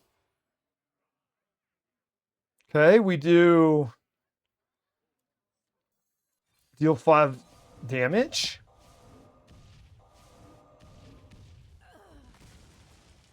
Okay, we do trade. We get the card. Wait, did we... And then we buff? We may get this guy. We got our ley lines feeling... We're feeling pretty good about our ley lines right now. Our ley lines are cheap and powerful. And we've got... Okay. Yeah. Summon a random 8-cost minion 3 times. 3 8-cost minions for 3. I'm telling you, here's the key with ley lines. How long can you go? Can you make a deck that has survivability? Because if you have survivability and you can see a 3-cost 8 minion summon, and by the way, with Khadgar, dude, it doubles. Imagine if we had saved Khadgar. We needed him though. We needed Khadgar at the moment. This guy, it's looking bleak for this guy. Look at our spell costs. Oh, okay. Well, I mean, he's got something there. Let's see what he gets. Let's do this.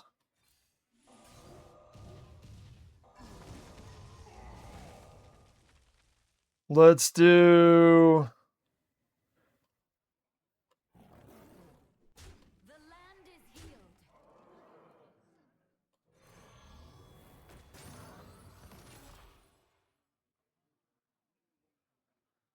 Do we... No.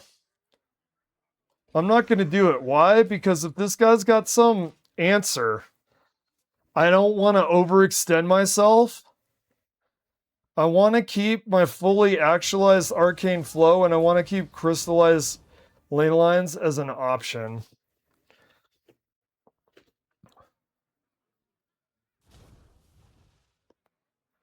Okay. Okay. I mean, a 7/7 isn't bad.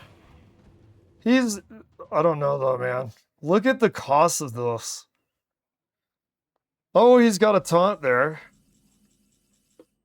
Oh, we got some Calic here. Let's put Calic out. Let's do this.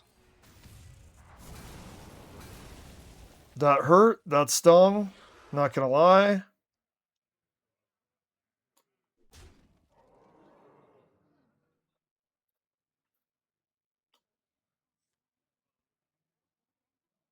Wait.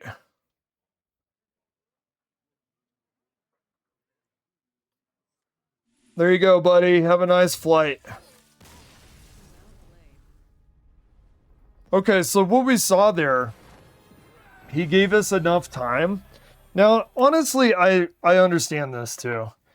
I understand that a lot of this is who you're going against. Did they do a good job?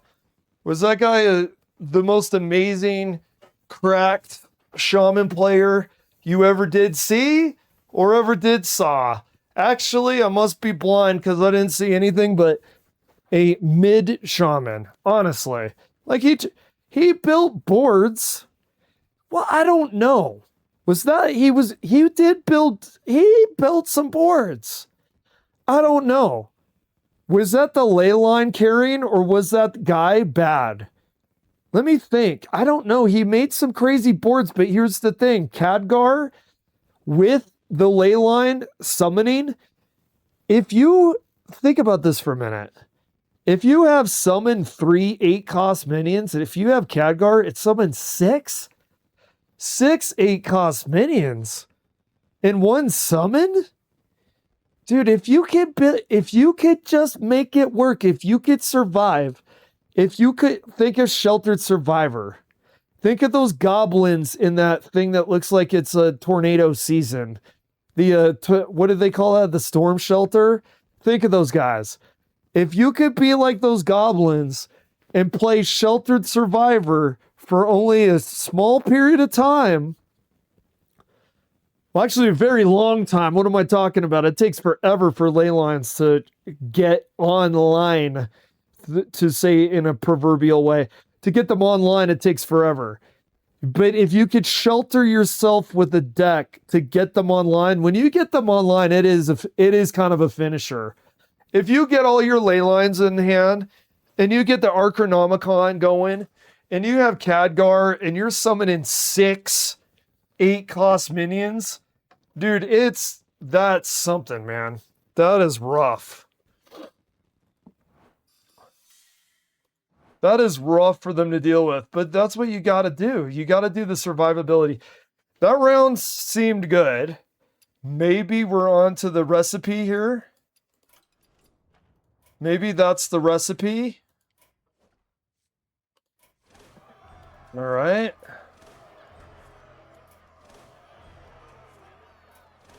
All right, XP boost. Let's go. Let's fucking go, man. Let's open some Cataclysm packs.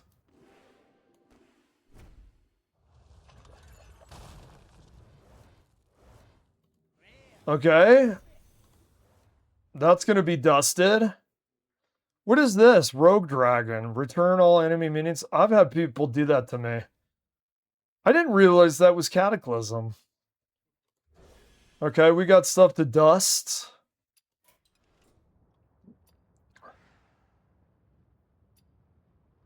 Let's actually... We've got 800 gold from the Tavern Pass. Let's go to shop. Let's go to packs. Let's go to Timeways. Oops.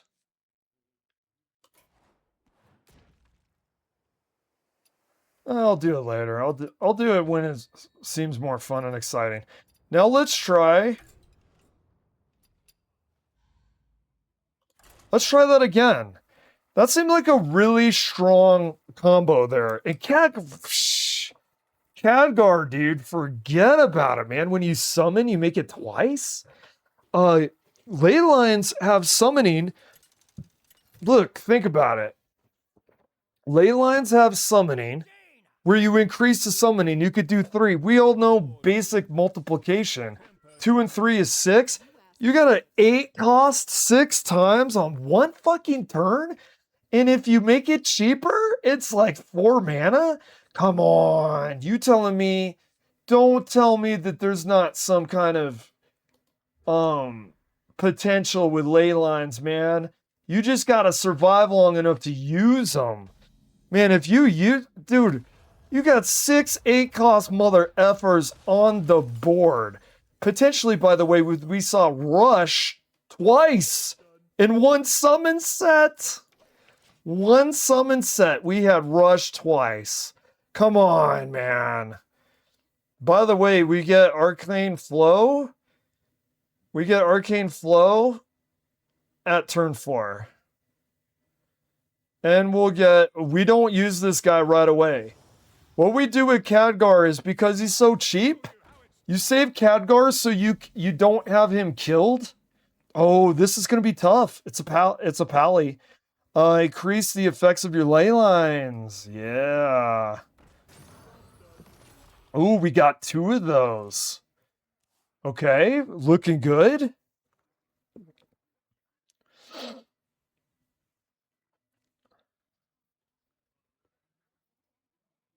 Looking very good.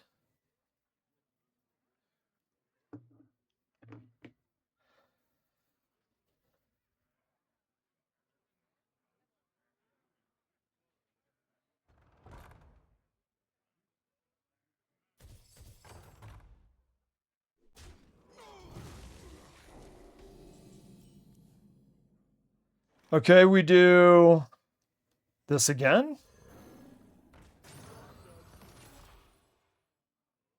Okay.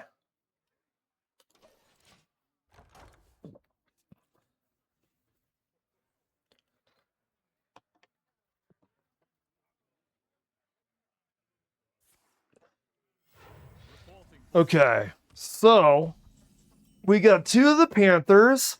Now, some of the RNG is basically like, are you going to get the buffs before you get the lane lines? Like, no buffs before lane lines, it's not going to feel as good. Now, let me think about this because I want to strategize here. Oh no, we can't. Wait. We be patient.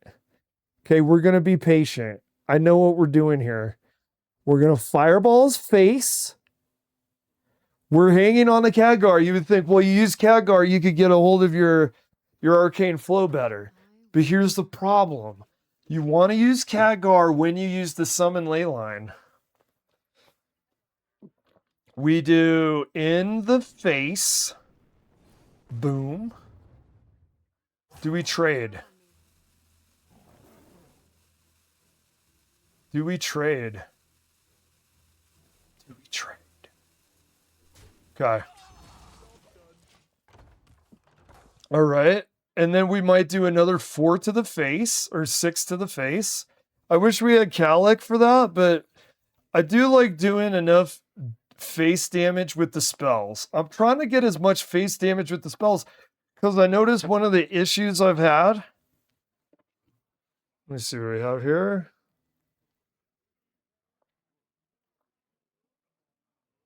One of the issues I've had was I would get them almost dead. Ooh, man. That's kind of scary. I'm not going to lie. We don't have any dragons in hand? That's crazy. 6? Shit. I want to do face with that so bad. We can't, though, can we? We can't.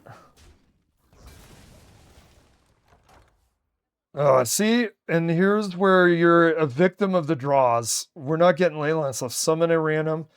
We could, at turn 8, we could just do that where it's not buffed and get 2 8 cost.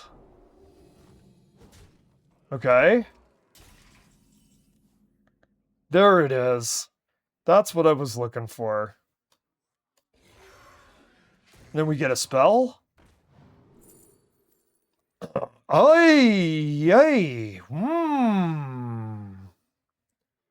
Don't mind if I do.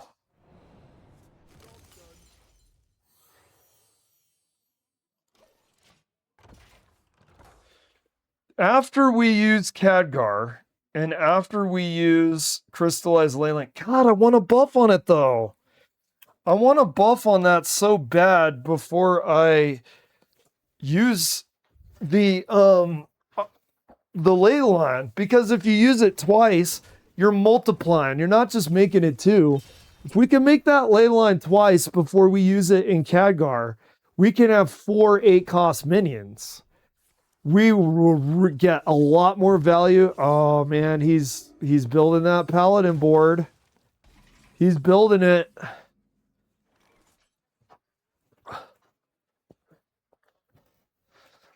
Okay, let's see. Oh shit, man. Yeah, he's doing it. He's doing it, dude. A 5-3 shit, brother. 2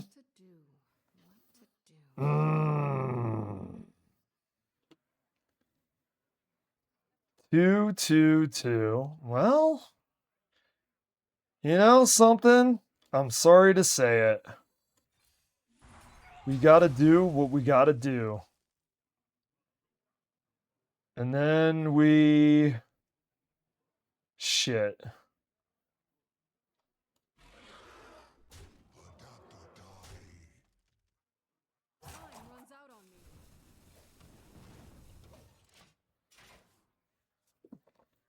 Okay, we're keeping him on the ropes. So we're gonna be on turn 8. No, here's the thing though. Here's the problem with the Arcanomicon, man. The problem with the Arcanomicon. Okay, he's gonna trade. You know what's crazy though? I don't think that he did very good with that. Here's the problem with what he did. We have 2 damage to all enemies. Okay? Which we have to do here. Because that's going to get out of control.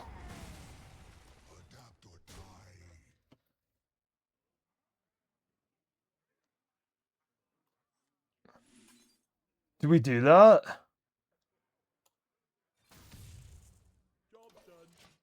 Wait. Okay, I think we're almost at a win here. I think we're almost at a win. Oh, he's playing with those stupid cards, man. Oh my god. 8 damage, brother. Okay. Oh, you got... How do you get... Oh, man. That makes it a lot difference because he was on the edge of death.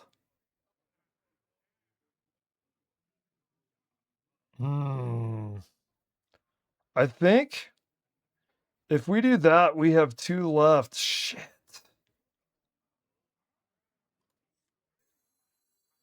I think we do it.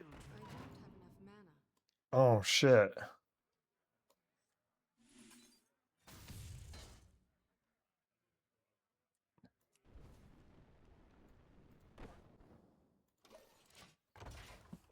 Wait, I don't know if I misplayed that.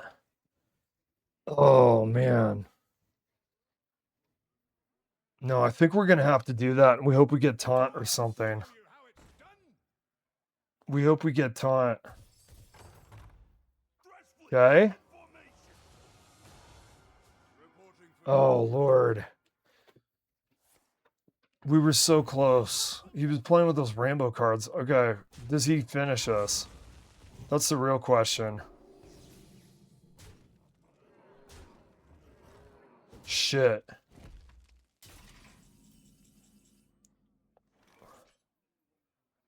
It's got to be some big stuff, man. What's this? Your ley lines cost 1 less. So we do that and it's 5. Well, wait. We do 3, right? And then it's 5 and 2. Yeah. Okay. You got to have some taunt, brother. And there's not a single taunt to be found. That was a gamble. You know, if that had taunt, the battle would have continued. If that had taunt, the battle would have continued. So what went wrong there? Well, some of it was that Rambo card that he used. I'm not saying that it's broken or anything, but man, that seemed like a cheap escape on a certain death. Of course, a lot of cards are like that. What could we do different for the build? God, some of the ley lines is just like, we didn't get the buffs and we didn't get the ley lines that we wanted. Like, for instance, you notice the last round, we got a lot of cheap draw card ley lines. The cheap draw card ley lines really helped us out. Is there something we could do to last longer? Do we add stuff that has taunt to keep like a wall? I do have a dragon that has taunts that it puts inside of the deck. Do we need more of that? Do we want like I don't want to get rid of, like, say, Broodmother because it's basically 1 mana for how much you get. It's crazy if you're holding other dragons. What would we what would we want to change? What would we want to change? But do we need taunt? We need more survivability. I feel like maybe I just have it fresh in my mind from that one because I didn't have taunt. Let me think about this. What card? Dude, Blob? There's the Tar. What's that Tar guy? Dude, we had a Tar guy, but he's not a dragon. We want dragon synergies. Maybe something with death rattles? I don't know. Maybe it's just fresh in my head because of the, if I would have had a taunt from that. Okay, let's try again. Let me see here. Let me look at this.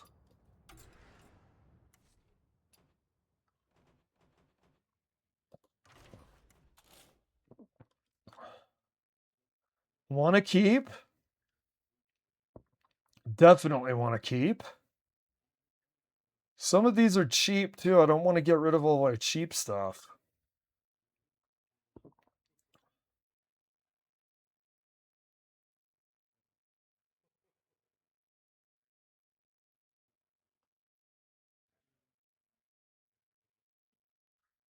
Let me see something here. Is it a neutral dragon? Or is it a mage dragon? It's a common that fishes out a spell.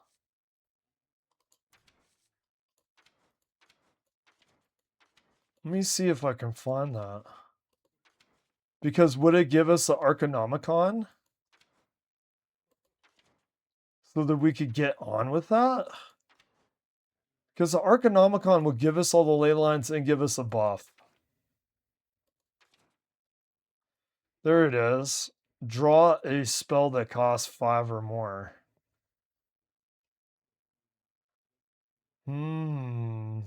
So it would either do crystallized.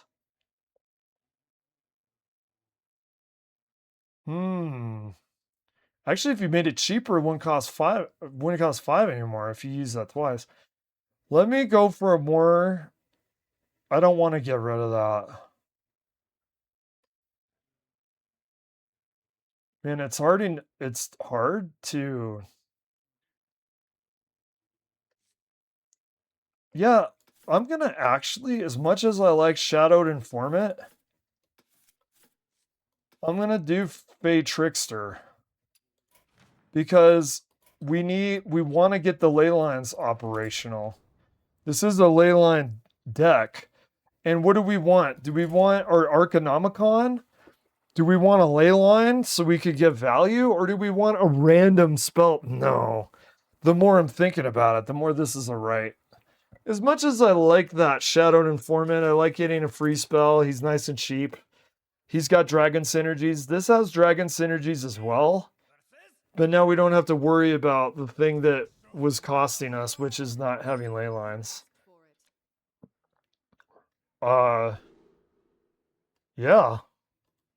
No. Well, I mean, if I sent anything away, you know what I need to start doing? Sending everything away but ley lines, honestly, dude. Because you don't know how long it's going to take to get them. Okay, we get a Dark Gift now. It's a good start. He has Charge, 4 health and Taunt. He's got 9 health and Taunt as a 3 cost.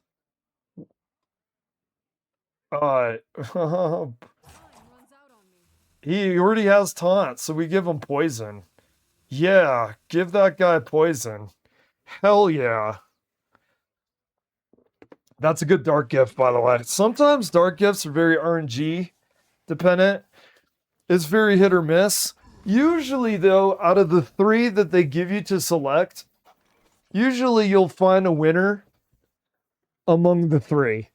Usually you'll find a winner.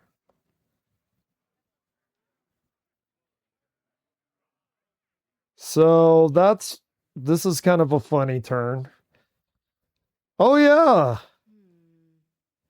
Hey, thanks a lot, Shazam. Did you enjoy the Lebowski stuff? I'm sure you did. Oh my God, can you believe the meditation on hindsight bias between those two guys? Actually, the guy that was always right, he fucking laughs at people coping out about hindsight bias, doesn't he? He's like, hindsight bias. I have now bias. I know Terminator rocks. I know Big Lebowski rocks. I don't need hindsight to know quality, dude. We're the other guy. My God. How is this guy going so quick? So we get 2 back. So we do this.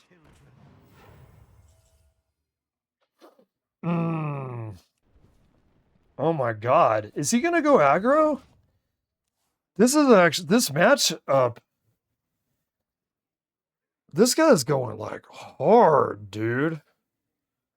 Yeah. Hearthstone is a lot of fun. You know, I hope that the OBS title gets people that want a 1v1. I really wonder. Is it just me or no streamers or content creators play against their chat in this game? That sounds like a riot to me, dude. We'll do this. And we'll give this guy poison. We feel a lot better now. Taunt with poison at 9 health on turn 4? Yes. That feels good, man. That feels good because this Warlock has been extremely aggressive.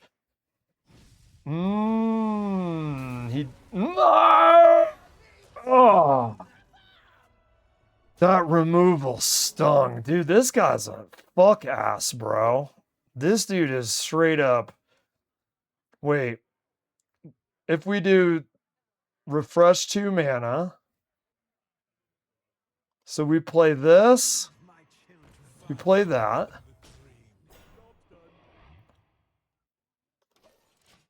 I mean, we're not dead yet, but he's got us down to 18. This is hard too because we're struggling to get our buffs on our ley lines. Okay, he's got a 5/5 rush. He kills the taunts.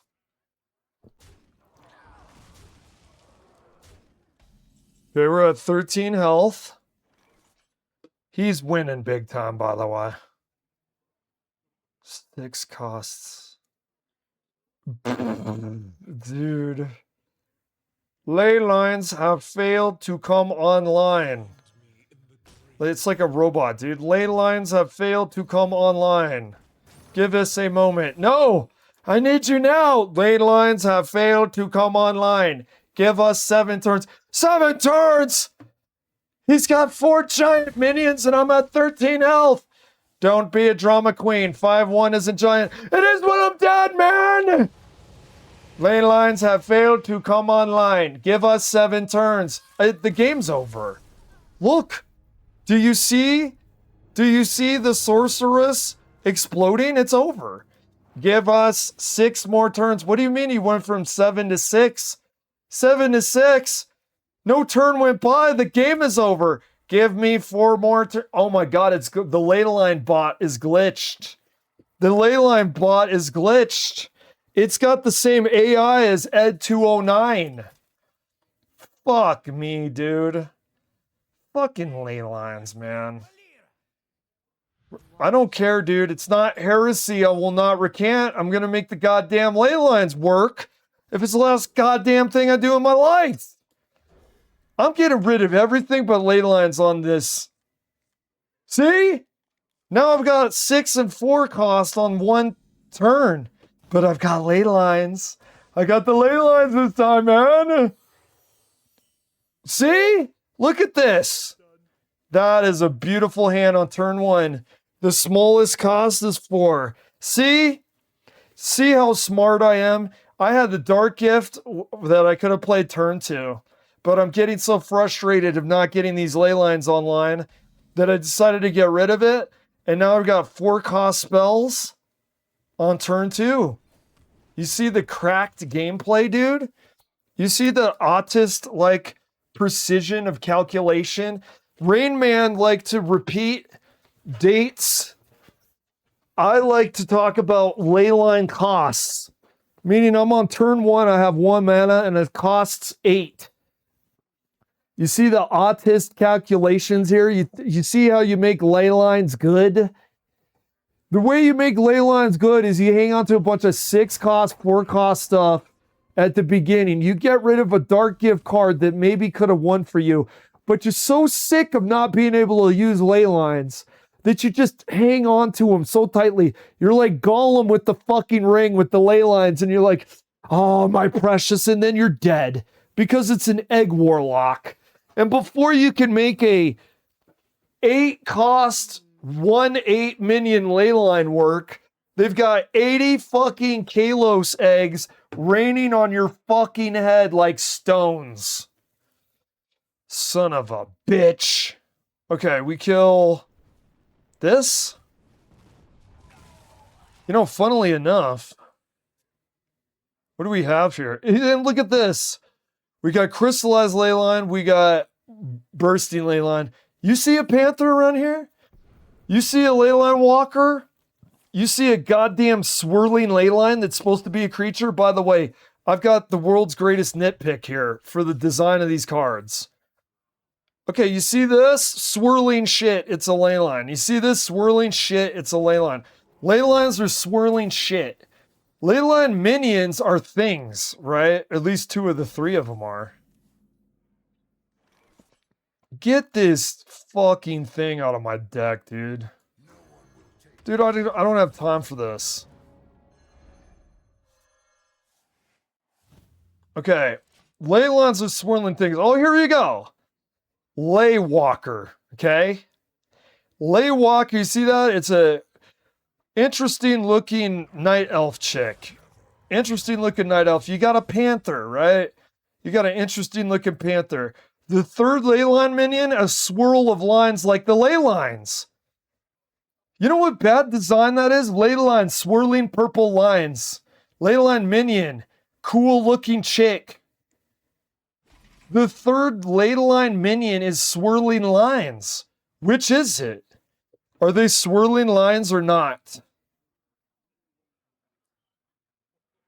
Oh my god, brother.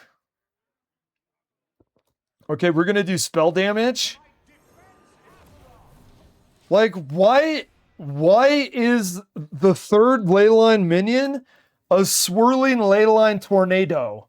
Why is the 3rd leyline minion swirling lines? Ley lines are swirling lines. Literal lines.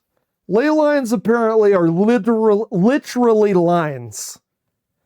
There's no label bias. Purple ass lines. That's a ley line. So then we make leyline minions. Let's have a cool looking dark elf chick, right? Let's have a cool looking panther. What's the 3rd one? A dragon? Hey, a purple dragon with burning purple eyes? Fuck it. No, swirling lines. But I thought swirling lines were the goddamn ley lines. Leyline minion is a minion. Leyline is a line. Why is a leyline minion a fucking line? It doesn't make any sense. Who designed the 3rd leyline minion? Dark Elf works. Looks like a minion to me, doesn't it? Doesn't the Dark Elf ley walker, doesn't she look like a character or what you would call a minion? Doesn't a panther scream, I am a minion? By the way, it's not a beast for some fucking reason. Okay, then why in God... What's going on here? Why in God's green... Look at it. There it is. Surge Needle. Wait a second. It's a goddamn UFO. No, it's not swirling lines. I was wrong. What the fuck is that? It's, did you know in Arizona was, what was that? Fire in the sky. I was wrong. I thought it was just swirling purple lines. It's a UFO. Aliens confirmed, dude. Okay, we do... Fuck. Fuck me, man. I think we trade here. Oh shit, we're running out of time.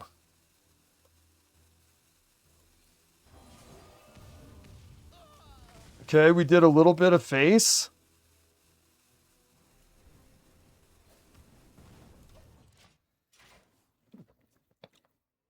A little bit. Your Leyland's trigger an additional time. Okay, we want to use that Surge Needle. Next, hopefully. Oh my god, we're down to 20 already? Oh, not that. King. What? What the... What the...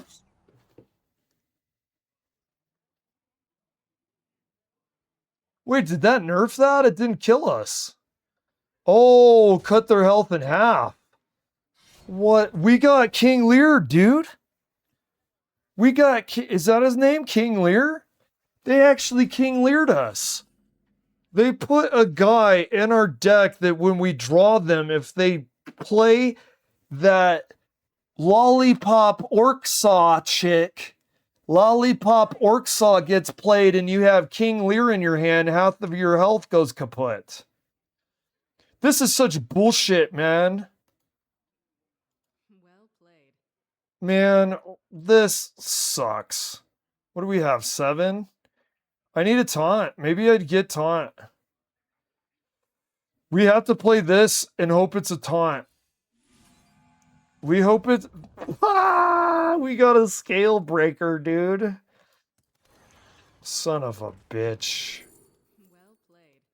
Whatever.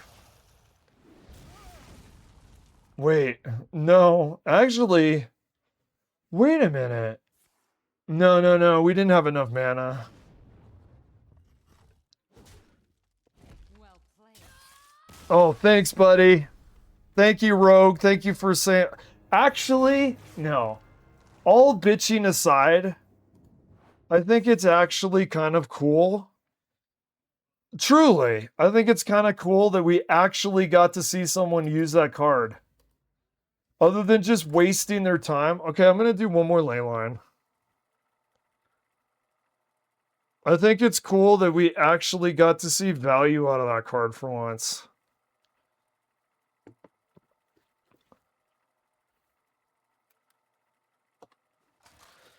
I mean, because usually you're just using the guy. You're usually just dumping mana to make sure that she doesn't give you half of your health away. Okay, I need to discipline myself here. And I need to tell myself, don't get rid of good cards. Wait a second. Look at the dragon. Don't get rid of the dragon because the ley line, because the dragon will summon the ley line. Listen, your whole deck is supposed to work together. Don't push out everything that's low cost at the beginning for your ley lines that are high cost because you'll be dead. You draw them later. Have some discipline. I know you want some ley lines in your hand. Don't get rid of these. Do not get rid of these. I'm not getting rid of Calic either because I want that spell damage.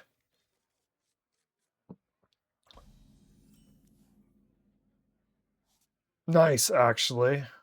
Even though we don't play on first turn, we get a Dark Gift, and then we get the draw a spell that costs 5 or more. We'll either get the ley line, we'll either get the expensive ley line, or we'll get the Acronomicon. By the way, you want to hear something funny, Shazam? Because the Necronomicon from Evil Dead, I can pronunciate Arcanomicon. People keep calling it Arcanomicon. Like it's harder to say it wrong than it is right, but they say it wrong anyway because they weren't tutored in how to say the word. They weren't tutored by Necronomicon.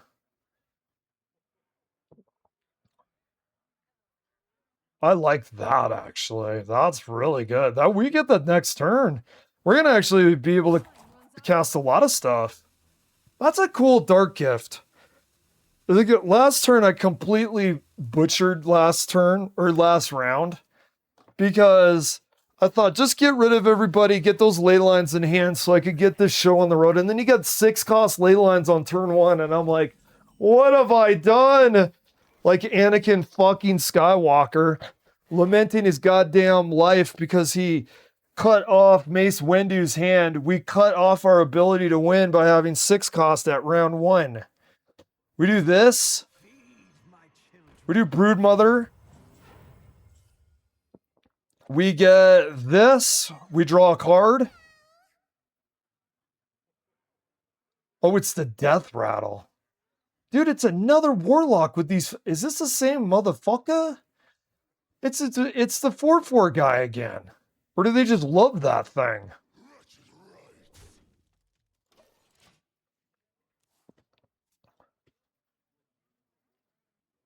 Okay, I don't think this guy's going to want to go aggro with this 4/4. I wonder if this is the same guy.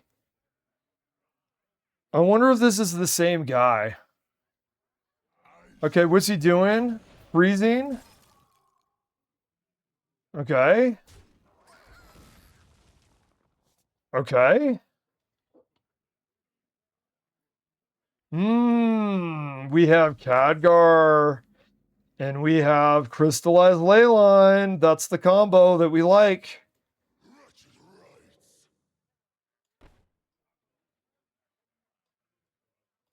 The magic flows through.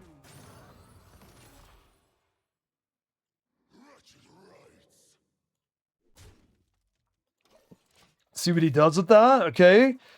The Ley Walker makes the ley lines cheaper. Okay. All right.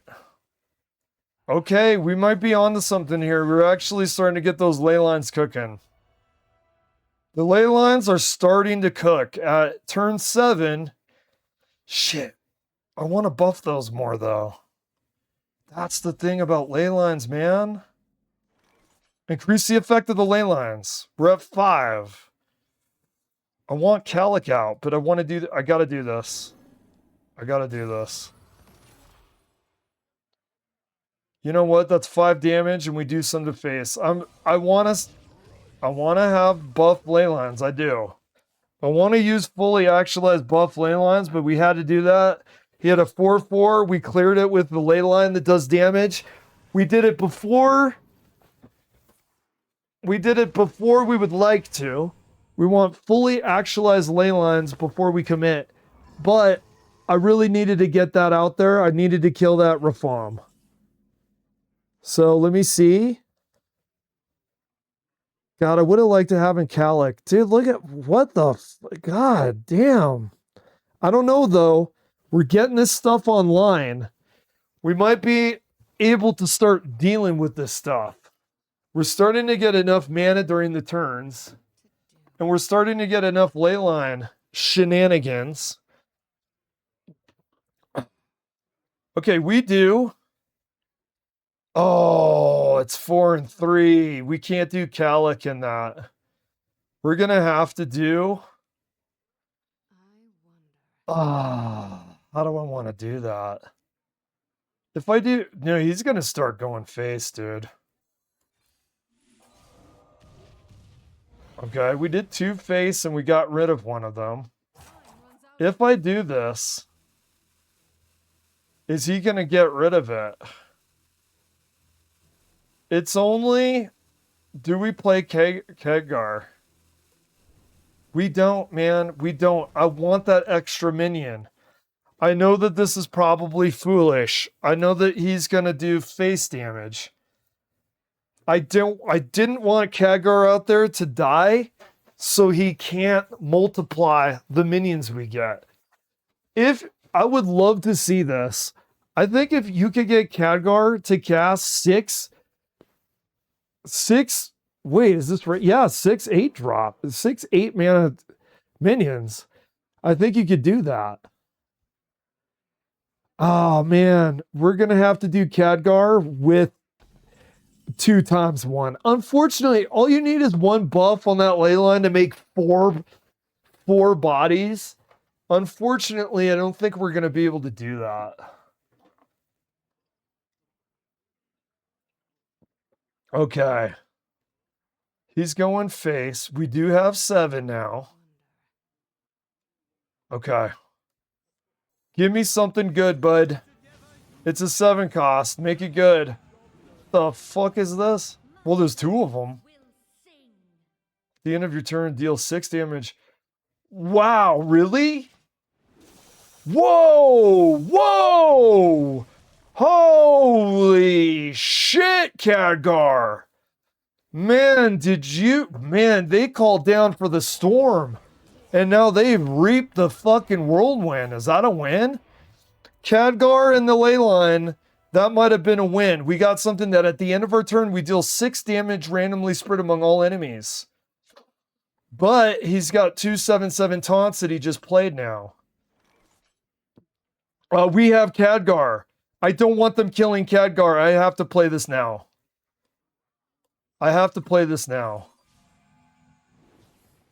If we want to multiply. Shit, man. Oh, I would love to go face with that. We should get rid of some of that, shouldn't we? Yeah, we really should. Okay, we get rid of his 2 7/7 taunts. We've got 2 7/7s. What do they do? Rewind, deal... Wait, your opponent draws 2 cards. What? Give a character Divine Shield. Give minions in your hand 2 health. That actually sounds good.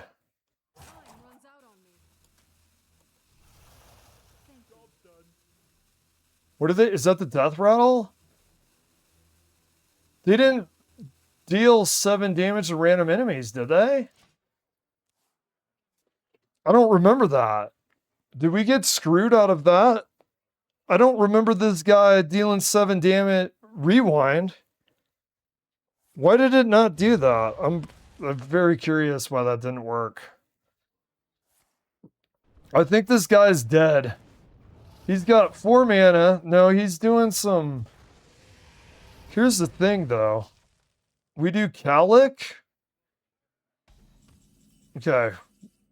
Here's what we do. We'll finally get Calic out. Calic. Divine Shield. Face.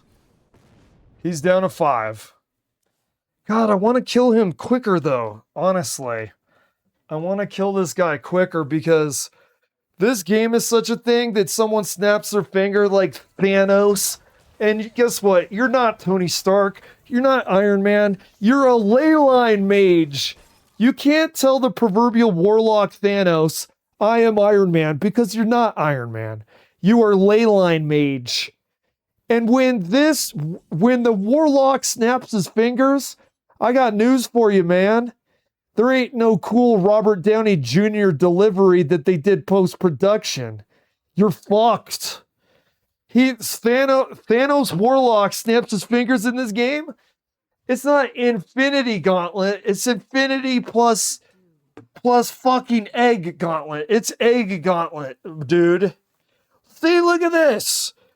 Where'd you get 10 shield from, motherfucker? Why am I frozen? Okay, we do...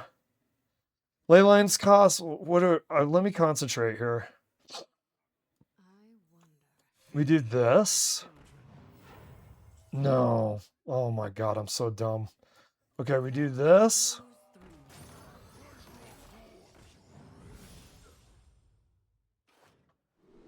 Oh, 3 attack and lifesteal. Charge. Divine... I think we do the lifesteal. These are kind of bad though, dude. Okay. God, I wanted him dead last turn. Do you see that? He's got 10 shield because he didn't die last turn. Damn. Oh, he's being cool. He keeps saying well played. Wait. You better not... What the fuck? He said well played because he put that shit on us. Oh, he turned us into mummy dogs, man. He turned us into goddamn mummy dogs. Shit. Shit. You son of a... Okay. He doesn't... Oh my god, he's got 15 worth of damage.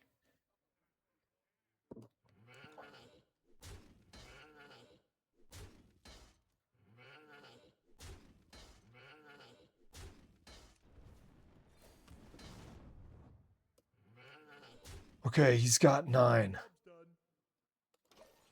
Okay. Okay. Okay. Oh my god. Oh my god, brother. My magic will tear you apart. Oh. That might have been it. Dude, give me a ley line that does damage, dude. Do it. Give me a ley line that gives me damage. No, dude. Dude, I think we're fucked, man. Thanos, dude. Didn't I tell you? What was I just saying about Thanos? You want to see what Thanos actually looks like? Look at the goddamn thing. I had this guy. He had 4 health. This is why you gotta finish people off immediately in this goddamn game, bro. This is why you gotta finish people off fucking immediately. This is why. This is fucking why. My god. Oh, if it was only 6 health.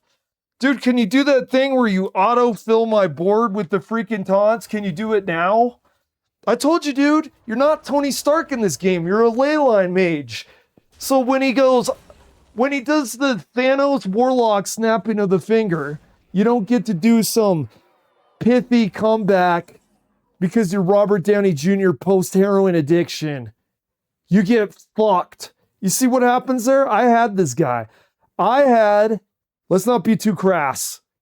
I was going to use a metaphor that is kind of explicit. Let's do a better one. You are a dog in the kitchen and there is some red fresh meat on the countertop. You jump up, you sniff, you're about to eat it, then Mother Warlock comes up and says, "Get off the counter, you goddamn dog," and swats your doggy ass with the newspaper. "There's no meat for you! Mommy Warlock came in with the goddamn newspaper and I didn't get my fresh meat." Son of a bitch. Well played. Oh my god, and just look at that. He puts an Ultra Gigasaur. Dude, you know what I just did? I just shot myself in the face with a fireball. Because if you're gonna go with a bang. I'm telling you, dude, this Leyline Mage is gonna make me... I'm gonna have to check myself in. I'm not trying to make light out of a serious thing. I'm gonna be the next one to check myself into a fucking hospital. I'm not trying to make light of serious IRL shit, but look at this 1010, look at this N4 and N4, and look at this look at this. Let me look at the Ultra Gigasaur. Look at the Ultra Gigasaur. It's this long purple neck. Notice how there's no head? It's got a face on the stump of the neck. And he didn't even need it. That guy just summoned an Ultra Gigasaur, dude, just to stick our doggy nose into the doo-doo, man. Just to take the newspaper, fold it up, and swat our ass. I'm writing Blizzard right now. I'm writing it in Twitter about how I feel. Either that or I could just not. Okay, we do... Let's see.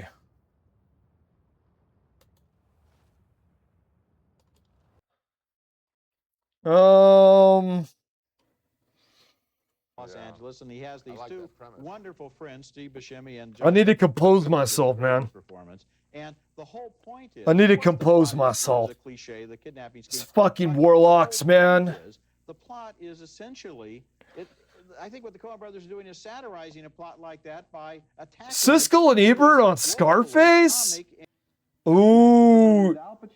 This is the test to see if this guy still has, if this guy still stares in the crystal ball and realizes what great movies are in the future. Let's see if this, let's see. Does this guy think it's good? Does the bald guy think it sucks? Ebert's the fat guy, right? Ebert's the Burger King reviewer. The other guy is the bald one, right? The Siskel? By dealing in cocaine.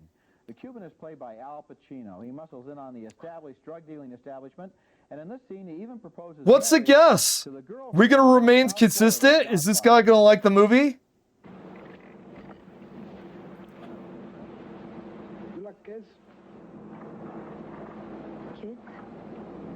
Kids, you know, little kids. By the way, it's not majorly talked about, but one of the underlining messages of this movie could actually be stated by Matt Damon when he talks to Jack Nicholson before he kills him in Departed.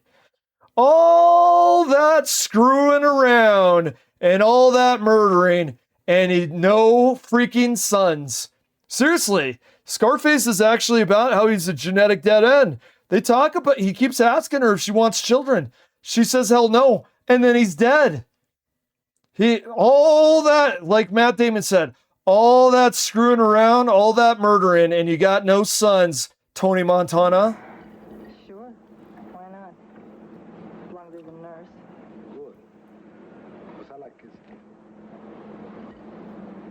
I like. See, here, people don't talk about this. This is Tony Montana's mistake. And this is purposeful in the movie. Here's Tony Montana's mistake. He wants to be rich. He wants to have power. He wants to have the woman. Okay? But he's doing all this wrong. He wants to be rich. So he does an illegal enterprise where people are going to try to kill you. He gets rich in a highly risky way. Okay? The power that he has is only power to do the bidding of more powerful people. We see that at his demise. His power is illusionary. He's got no power. Soze doesn't have the power either. There are people behind the other, there are people on the phone line. Whoever Soze is talking to where he's sweating bullets, that's the guy with power that, who knows? He may not actually have the power, okay? This movie shows you clearly, he says he wants power. He doesn't have any power. He is forced to do the bidding of people that have power over him. He wants money. His money is illegally made. He could lose it at any minute, okay? And then he wants the woman. He gets a trophy wife. Rich people make this mistake oftentimes. He has a trophy wife who he has no chemistry with, that he just wants to feel some kind of massage to his ego, that he has the trophy wife with no actual chemistry or connection to, that ends up loathing and hating him and resenting him because she only sees him as a piggy bank. Okay, Tony Montana is actually a tragedy. Tony Montana is not about achieving success. Tony Montana is a bizarro journey of success. Like he's anti-success. He doesn't get the woman. He doesn't get power. And he doesn't get money. He gets the illusion of these things. He gets poisonous versions of these things. And he ends up dead. The one things that mattered was his good friend and his sister. And he killed his good friend because his good friend was with his sister. And then his sister died. So he lost the things that truly mattered, friendship and family, for the things that didn't matter. A trophy wife that resents him. Money that's illegally taken where he could lose at any minute. And power that is illusionary.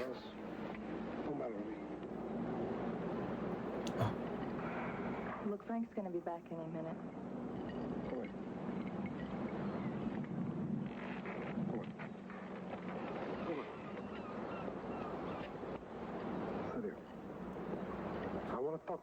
sit down. I'm not going to bite you. How long are they doing this scene? I don't want copyright. Stuck in a mob-controlled nightclub. Oh, by the way, I love that scene. Are you guys gonna talk or just show clips? My God, dude. What the fuck? It's a 6-minute segment, 3 minutes. They show one of the most boring scenes in the movie.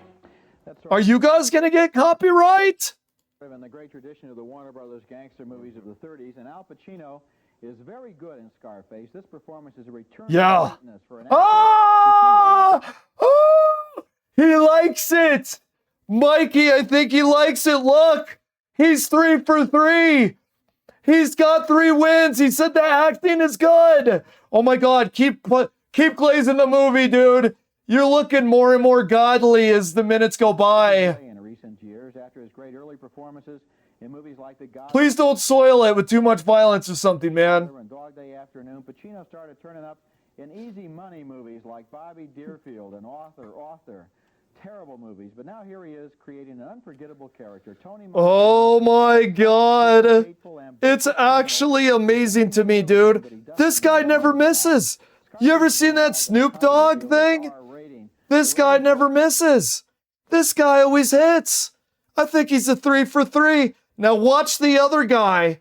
The other guy's gonna be like, why couldn't we have a romance without all that icky violence? I can't believe the Terminator had a car going through plexiglass.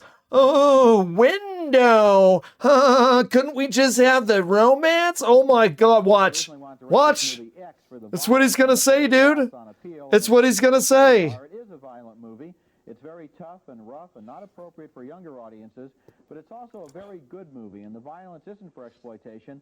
It's an important part of this story, and it's a good movie, I think. You know, it's funny, I didn't like the movie at all. At all? Except for one aspect, and it has to do with the violence. I think that some of the shootouts... Oh my God, dude, it was there. Did you hear it? I didn't like the movie at all. Terminator, I didn't like the movie at all. Big Lebowski, I didn't like the movie at all. Scarface, I didn't like the movie at all. The other guy, Big Lebowski loved it. Terminator loved it. Scarface loved it. Hindsight, dude. Look at hindsight, how it's validated and not validated. Showing, you know, what happened. They say the Lord giveth and the Lord taketh away. Well, he taketh away from this dipstick and he giveth to the other guy. Somebody here's got taste. A little bit up by this rating because they took out some of the most gruesome scenes, and it's still pretty Okay. But the rest of the movie, And if anybody's in chat and wants to play Hearthstone, I'm just watching this real quick. And I will be back to Hearthstone. Leave something in chat if you're here and you want to watch Hearthstone. But I cannot get over. I cannot get over how wrong this guy is every time about a movie and how right the other guy is every time. It's 100% accuracy versus 0% accuracy. At the end of the movie, he's boring for a very specific reason, which is he is totally spaced out on cocaine. He has made the key mistake of using his own stuff. Instead of dealing it, he uses it. So he's Never use your own supply. That's what they say. Never use your own. What is the saying? I should actually change OBS when I'm doing this.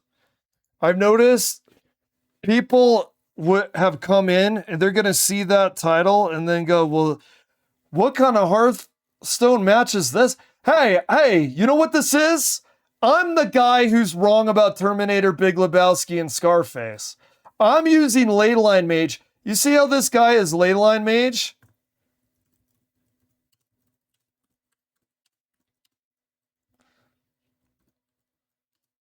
And the other guy is an Egg Warlock. You see that? The Egg Warlock? The Egg Warlock is like this dude, and the ley line mage is this dude. Comparison. Okay. The Godfather. Sure. In the beginning of The Godfather, when Al Pacino is in that uniform, and he says he's not part of the family, he's a different character, there's a fascinating dynamic there. And so what happens to Pacino's character in that movie, which is sort of ending up the same kind of way, that's a fall from, if not greatness, it's a fall from goodness. And it's interesting. Just let me finish. In this movie, we have a fall. What in the hell did this guy just say? A fall from goodness? Were you paying attention to The Godfather, dude? You paying attention to The Godfather? Am I missing something? Did he leave the family and join the priesthood like Tuco's brother in The Good, the Bad, and the Ugly? Did I miss that scene where Al Pacino had joined forces with Mother Teresa to feed the hungry? He was good and then he had fallen. Did he... Wait a second. Did he miss the part that it was a crime family? Did he miss that part? Maybe it wasn't explained to him clearly enough with the idea of the word mafia involved with the Corleone family. But did this guy just say that Corleone fell from grace? He's like the lyrics for Freak on a Leash. You'll never see him fall from grace. He's in a crime family. Maybe, wait. He did kind of try to distance himself from the family a little bit, right? He did kind of try to distance himself. Maybe forgive me. It's been years since I've seen Godfather. It's been years since I've seen Godfather. But honestly, to back up my point though, it's not as if he was he was out there robbing from the sheriff of Nottingham and giving to the poor hunchback blind lady. I mean, I didn't really see it. I kind of felt like he was neutral, keeping his distance from the activities, and then he felt drawn in. I don't know. Or this guy's just so full of shit that every time his mouth opens and words come out, I instinctually go on the attack because he is low-hanging fruit. Fall from louseness. So what? Well, it's just not interesting, Roger. Do you think there's some rule that says the guy has to be good at the beginning so he can be bad at the end? No, this guy, I say it's more interesting. He's a criminal when he gets off the boat. That's exactly It's not necessarily always interesting. In fact, didn't he say something about tired plot line with the kidnapping? Don't you think it's tired that the good guy always has to descend? He just talked about things being tired. Isn't that a little tired? He resists evil and then falls into it.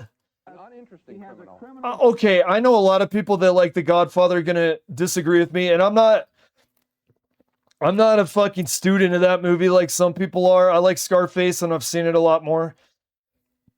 But I find Tony Montana a lot more interesting.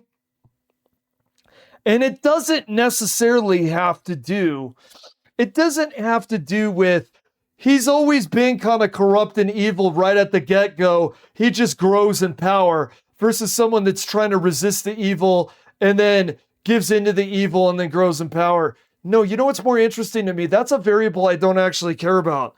The variable that matters to me is the theatrics. Say hello to my little friend. I'm Tony Montana. I'll take you all to effing hell. The theater of Tony Montana, dude. The theater of him is way more engaging and draws me in as an audience member than his portrayal of a Corleone family member. It is way more interesting to me. Version of the American dream, which is get a lot of money, build a big house, and marry this blonde, That's right. And then, because of the drugs and because of his own fatal flaws, it all comes crashing down. So it's the story of a guy... Okay, I'm going to say a bias here. I could just super glaze this guy's takes for being ahead of their time, but I've realized something. You know when you're talking to people, you know how some people you get along with, some people you don't get along with? Say you have a table. Some people say, look at the legs of the table. And you go, why are you looking at the legs of the table? Look at the tabletop. And some people go, well, I'm not interested in the tabletop. I'm interested in the table legs. Some people could focus at different angles of a certain thing. Okay, I'm focused on the same things at the table as this guy. I've just realized something. It's not even that this guy's right. It's that this guy is focused on certain angles of the movies that I was focused on. What was I just talking about? His power, his money, and get the girl. That's the thesis of the movie. And it's a bizarro version of it where it's corrupted. That's how we saw the movie. I just said basically a different reiteration of what he's talking about. We had the same takeaway of the movie. So is it that this guy is more astute in his observations about movies than the other guy? I think he is. But some of it is he's looking at the same things that I am. So, I mean, he's appraising this movie on the same level that I am. Now, objectively, yes. Yes, consensus in the 20s does say Terminator, good movie. Does say Scarface, good movie. Does say Big Lebowski, good movie. So there is demonstrable evidence that society's opinions and its subjective taste align with what he's looking at and what I'm looking at. But I just realized when he basically reiterated with what I said in a different way. We're looking at movies similarly. The other guy is not looking at it. The other guy goes, ooh, corn syrup, that makes me nauseous. I don't like blood and guts. I don't look at it that way. Bad in the middle and worse at the end. What's wrong with that? Who cares? I didn't care about him in the slightest. His life meant nothing to There are a me. lot of people like this guy, I think. And their lives mean a lot in this world. That's why All of the famous gangsters. Oh my God, bro, I'm telling you. Yeah, exactly. Like, if you come from a place that all you want, be careful what you wish for. If all you want is money, power, and a trophy wife, that's all you're gonna get. And look what he lost. The movie shows this too. He lost his family and his friend. Look at his relationship with his mom, big L. He ended up killing his best friend, and his sister ended up hating him and getting killed. So he's predictive as well. Look at how predictive he is. What did he just say? Now, I want you to think real quick. I want you to think about the legacy of Scarface. I want you to think about the legacy of the movie. The legacy of the movie is people related with Tony Montana. Think of all the gangster rappers that use Tony Montana imagery to express it. He's one of the first literally me characters. It's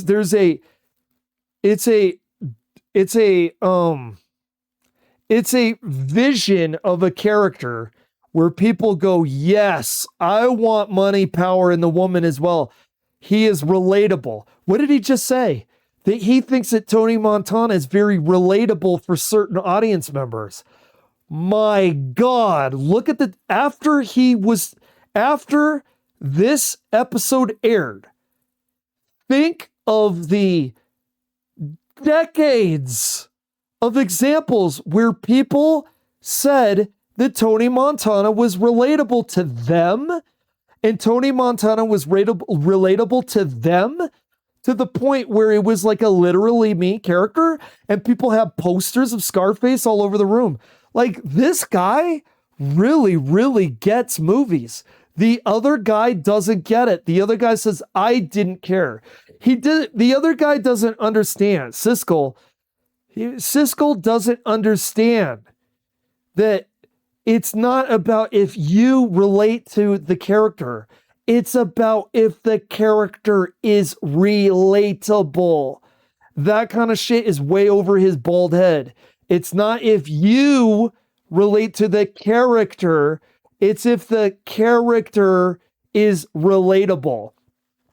You know who is a fine character who's not relatable to me? Forrest Gump. But Forrest Gump is relatable. How is Forrest Gump relatable?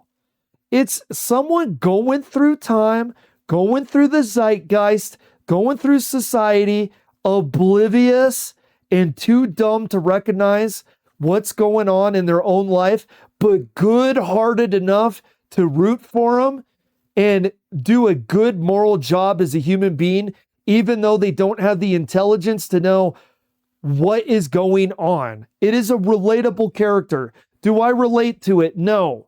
Forrest Gump is not relatable to me, but Forrest Gump is relatable. What this guy doesn't understand is Tony Montana is not relatable to him, does not make it a non-relatable character. I don't think his coworker here relates to Tony Montana, but he understands the difference between relatable to him and relatable. There is a massive difference. Massive. Films are not about louses who got lousier. Some of them are about interesting characters who got lousier. That's a historical footnote, but it's not a criticism.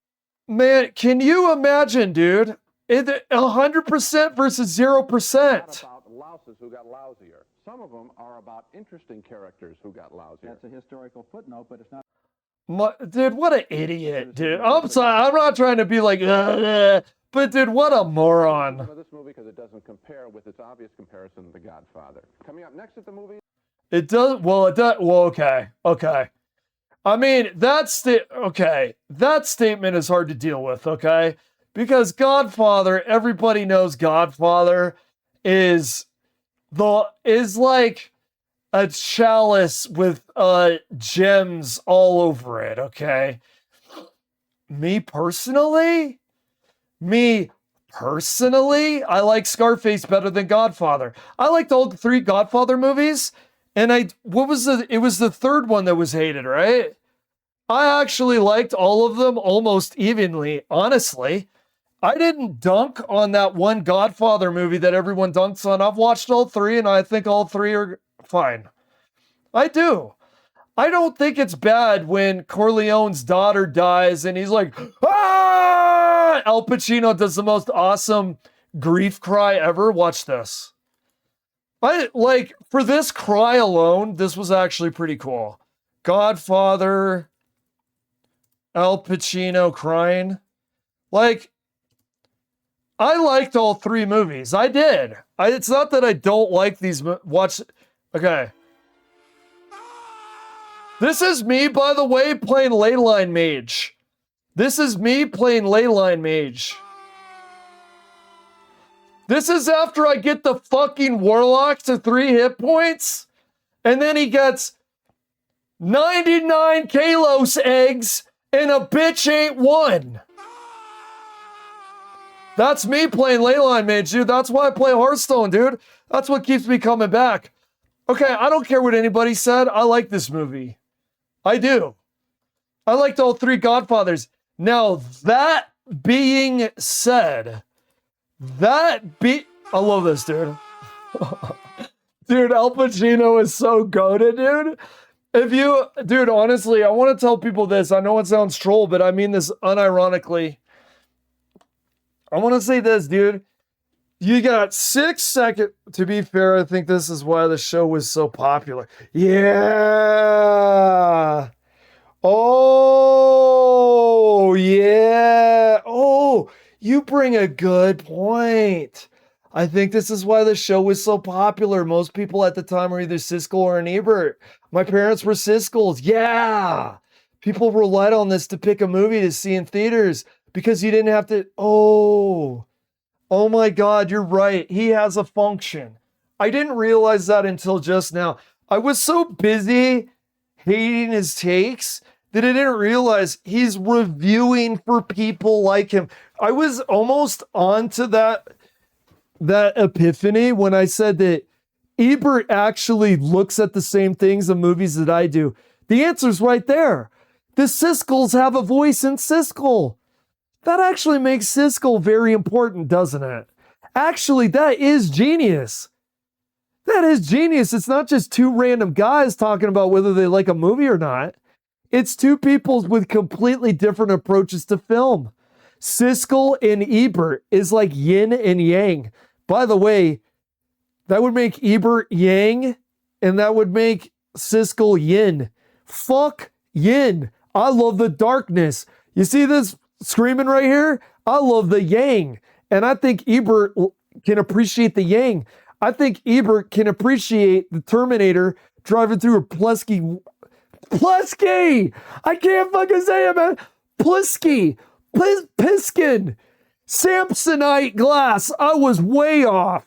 Okay, he can appreciate the Terminator scene. He can appreciate what the movie is doing with Jeffrey Lebowski.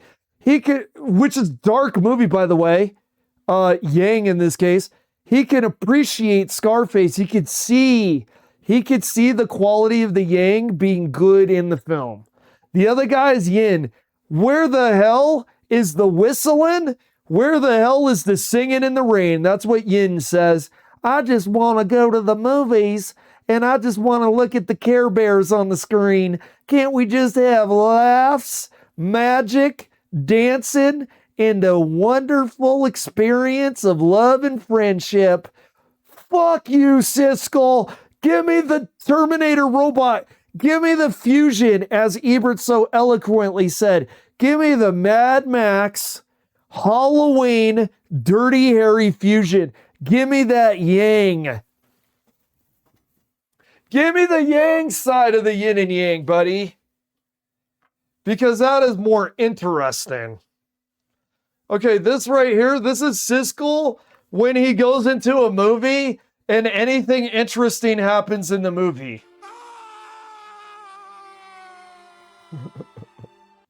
Like, if you do anything interesting, this is Siskel.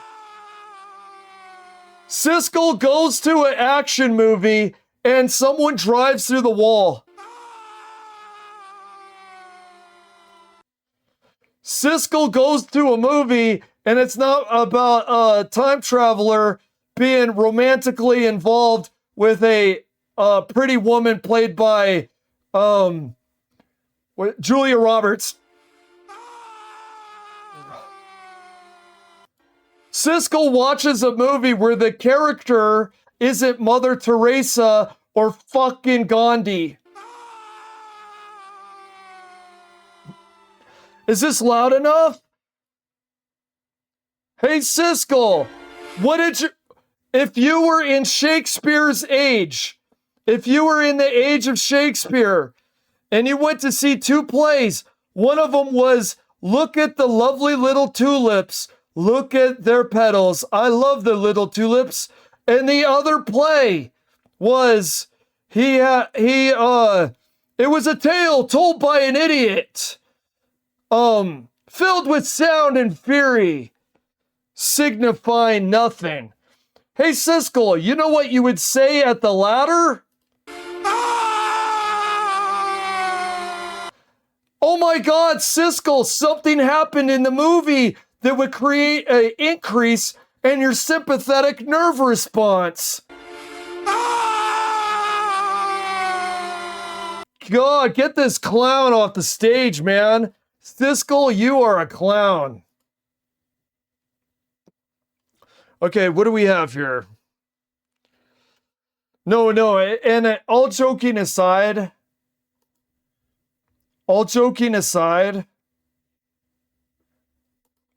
I am realizing he does have his place. Because you're right. They didn't have the internet. You decided to go see a movie depending on reviews. If you're a Siskel person, you need to hear what Siskel has to say. You want to hear what Siskel had to say.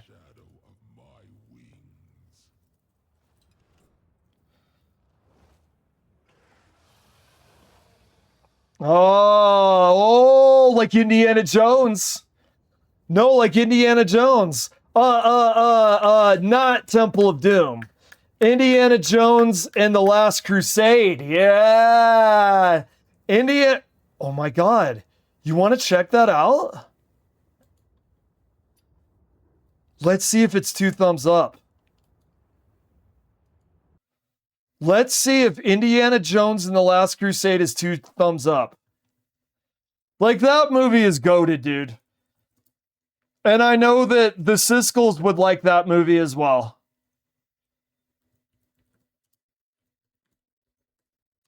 I love Last Crusade.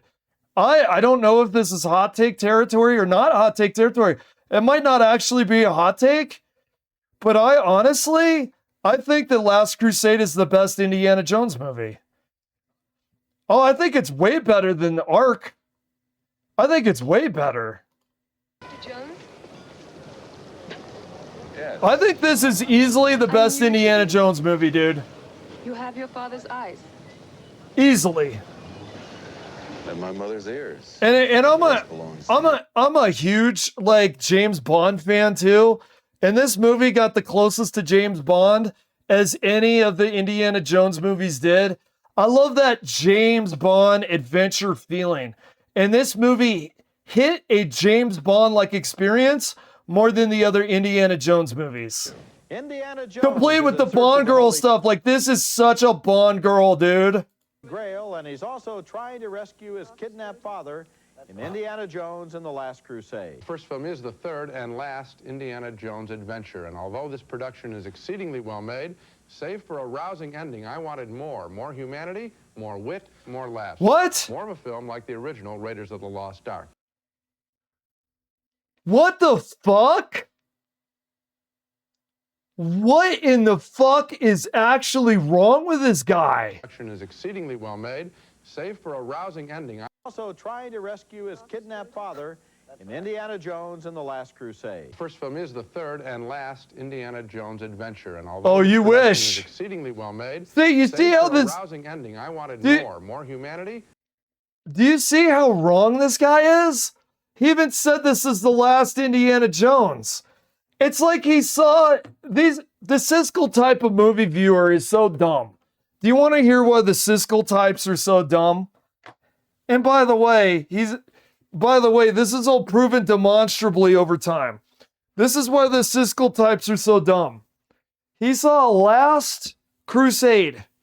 He saw Last Crusade in the title, and he went last, meaning final, meaning this is the last Indiana Jones movie. Siskel? It never works that way, dude. It never has, man.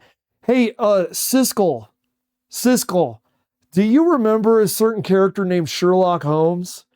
Yeah, looked pretty dead, didn't he? He looked as dead as Beatrix Kiddo did in Kill Bill. Well, it turned out he wasn't dead, huh?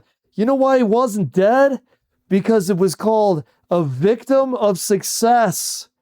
Sherlock Holmes, buddy, he was so successful that somehow Moriarty, who killed his ass, somehow it failed.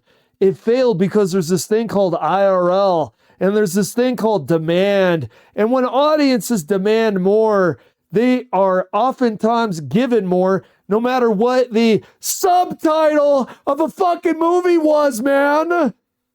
The word last was in the subtitle. Doesn't mean there's going to be a squelching of demand that audience have for the franchise that will be given to them because it's commercially successful, and the creators will create more successes by giving more sequels. Siskel! And look, was it the last movie? Absolutely not. Now, the last one might be the last movie. Why?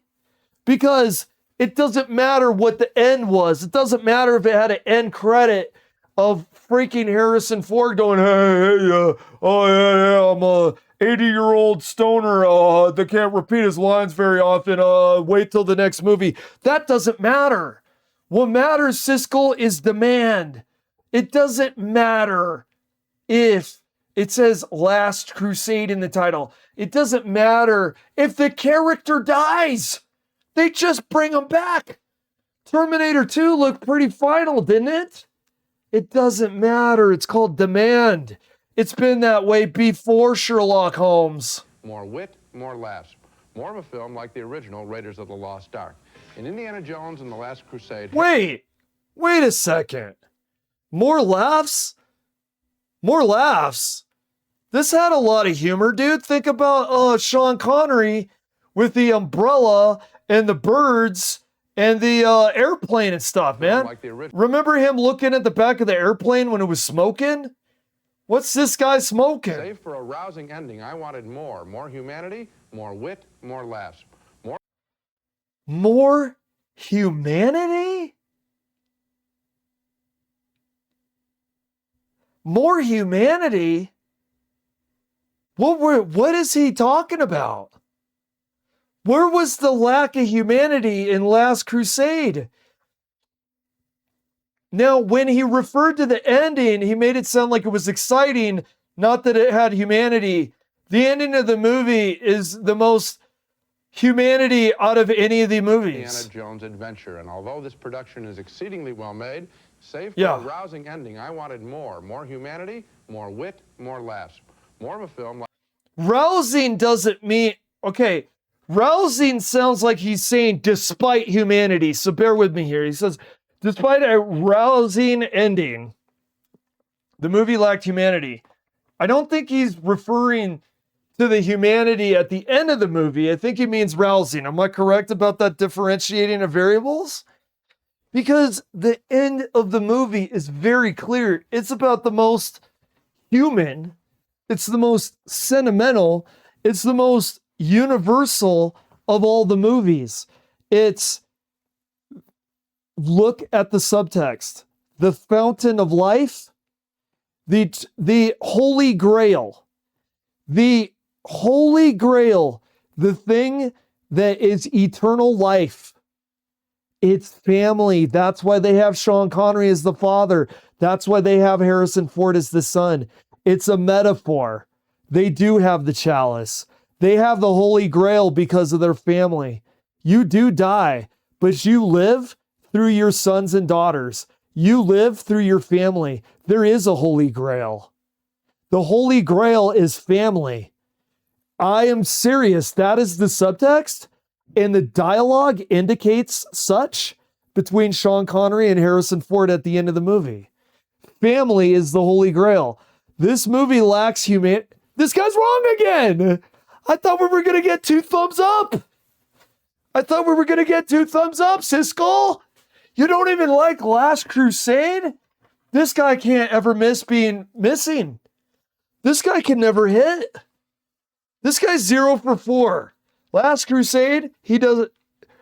I mean, he doesn't like it. Terminator, he doesn't like it. Big Lebowski, he doesn't like it. My God, is there any... Scarface, he doesn't like it. Are there any good movies that you like, dude? The original Raiders of the Lost Ark. In Indiana Jones and the Last Crusade, Harrison Ford meets a beautiful Austrian archaeologist who helps him look for clues in the rat-infested... Oh, and by the way, dude, the adventure aspects, the globe-trotting adventure aspects of this movie, peak Indiana Jones, best Indiana Jones. For that variable, absolutely. As Shazam has told me before, Temple of Doom, they don't go anywhere.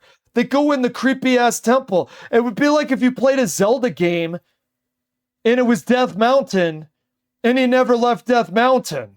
Like Zelda Death Mountain. Could you imagine that as a game? Combs of Venice. It's a good point. The location of the Holy Grail, the legendary cup Jesus drank from at the Last Supper. Well, that's a good one. Let's try Oscar. It's a rubbing. Oh, by the way, he'll love Oscar. I like Oscar, but I think Siskel will finally like a movie. It'll be Oscar. Just like your father. Kitty is a schoolboy. Just like your father. Look what they're doing. There's the clue to the Holy Grail. You got the cross and the thing here. Just like your father. He's doing what his father does. His father lives through him. Family is the Holy Grail. He says this movie lacks humanity. It has a deep subtext of fathers and sons, and you live again through your offspring, through your family. What do you mean lacks humanity? What the fuck is this guy talking about, man? Wouldn't it be wonderful if you were here now to see this? Never would have made it. Now look at that. Wouldn't it be wonderful if he had been here now to see this? The Holy Grail is you live on. You live on through your family, through your children. Past the rats. It's a amazingly heartfelt message that still doesn't dip into being corny. He hates rats. He's scared to death of them. You have Saddam. Or a family. What is so about the movie is its machine-like march through Nazi lairs and caves in the hunt for the Holy Grail. None of it is bad, it's just of a piece. Thunderous to the point of pushing one away from the screen. And I didn't believe the father-son relationship between Connery and Ford. I just saw two good actors occupying the same space next to each other. So are you voting? What in the hell is this guy freaking on? It would, okay, you know how Indiana Jones banters and argues with women? When Indiana Jones banters and argues with women, it's so cringe, and there are IRL reasons why it is cringe. Can I tell you why? Because Lucas was going through a divorce when he was writing for Temple of Doom. So that divorce bickering kind of vibe, it bled in and poisoned the script for Temple of Doom. Okay? It bled in and poisoned the script for Temple of Doom. So the bickering is cringy and hard to listen to. The bickering and arguing and bantering between Sean Connery and Harrison Ford is funny. It's funny because Sean Connery is holding his own. He's the dad, but his son is being flustered by him because he's kind of a clumsy dork. And when they're tied together in the chair and they've both been with the same woman, and the way they're talking about what's going on, and the way they're arguing, it's actually hilarious. Sean Connery is a great scene partner for Harrison Ford. The way Harrison Ford argues is cringy. So Sean Connery is the perfect scene partner because he makes what would otherwise be cringy turn into something funny because Sean Connery is such a good actor. What is this guy on about? That their chemistry was bad. It's the best chemistry of a scene partner that Harrison Ford has had in the entire fucking series. Like, what is this guy on, dude? Thumbs down? Yeah, reluctantly. Because I'm voting thumbs up. I enjoyed it. One thing I will agree with you, though, is that the plots are very similar between this one and the first one. Remember, in the first one, the Nazis were after the Ark of the Covenant. Right. This time, they're after the Holy Grail. Right. And you didn't get tired at all when they were just going through the story. Didn't you think, gee, I've been through this before, well, it's a little loud. No, I didn't. And I'll tell you what, you've got to realize this is the third in the series. Maybe Spielberg is wise to end it at this point, because we are now familiar essentially with what we can expect. Strange locations, unbelievable adventures. Snakes or rats. It did it the best, though. I did enjoy it did it the the art best. direction, especially that wonderful dirigible and the way it looked and the way the plane took off from underneath it. I thought that was terrific. I liked the look of Venice and the look Here, let's do Oscar real quick. I'm going to play some more Hearthstone, and then I'm going to end stream. I need to save some stamina for tomorrow. But it was also a new because tomorrow I got a new game. Oscar. In the sense that I hadn't seen that energy level before. Right. I hadn't seen that technical level before. I hadn't seen Harrison Ford in that role before. And I felt there's I'd no seen way all that Spielberg can win with this one. I think it's a very good film. Well, I felt like... There again, dude. He's on the right side. Now, they're a little bit more gray in their appraisal of this movie versus the other three, but it's still, Ebert likes it, Siskel doesn't. So, Big Lebowski, it's hard to keep up with this. The guy's always wrong, and the other guy's always right. Siskel, Terminator, doesn't like it. Siskel, Big Lebowski, doesn't like it. Siskel, Scarface, doesn't like it. Siskel, Last Crusade, doesn't like it. Ebert, Terminator, likes it. Ebert, Scarface likes it. Ebert, Big Lebowski likes it. Ebert, Last Crusade likes it. This is insane. That is actually insane how one is always right and one is always wrong.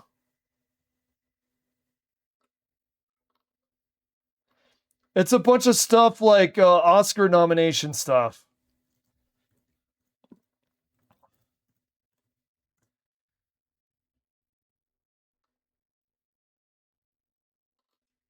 No, it's hard to find. It's hard to find. I'm seeing a bunch of Rocky stuff because of the Oscars.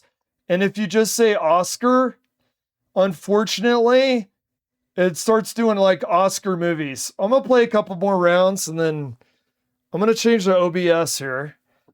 I had some people come in lurking, and God, it's hard to be a variety streamer. What the hell? It didn't change Hearthstone. Category Hearthstone, Siskel and Ebert in hindsight. That's fucking amazing, OBS. Thank you, technology, for being so good.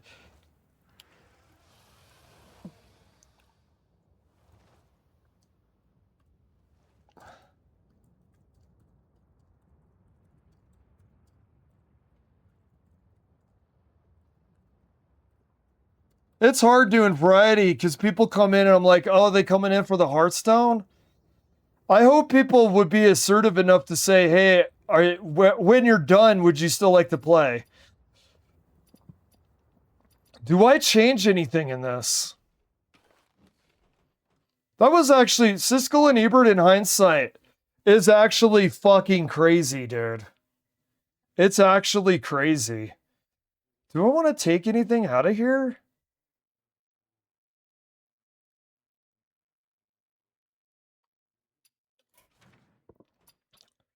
I honestly feel like one good push and this is going to start getting a winning percentage. Because you notice, and I was memeing about it, but like the Warlock, I had one push.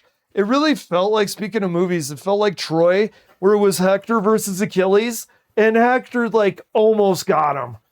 Remember when he like cut his armor and Achilles looked at it shocked for a second? It's like I cut the Warlock's armor, but then couldn't finish him.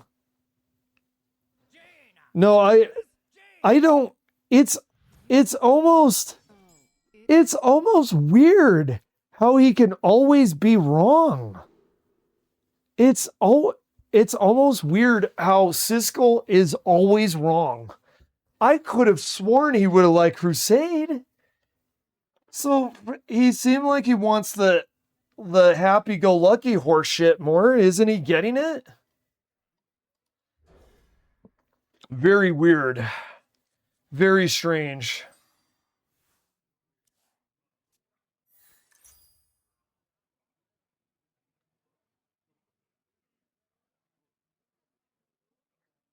Oh my God, that's funny, dude. I think I'm having brain fry.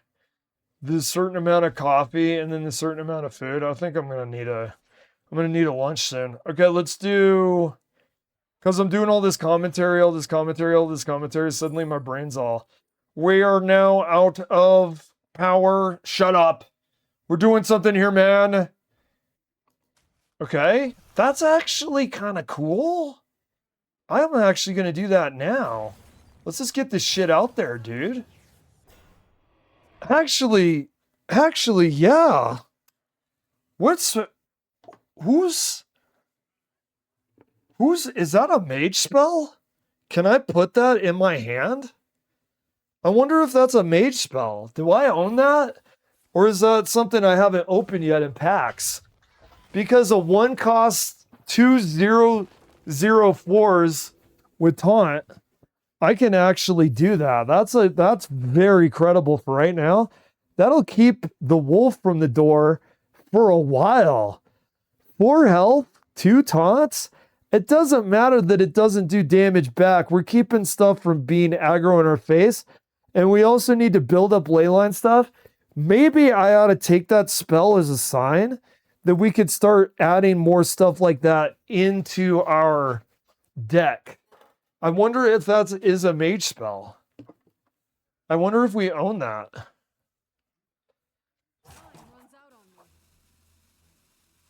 Okay, we do face.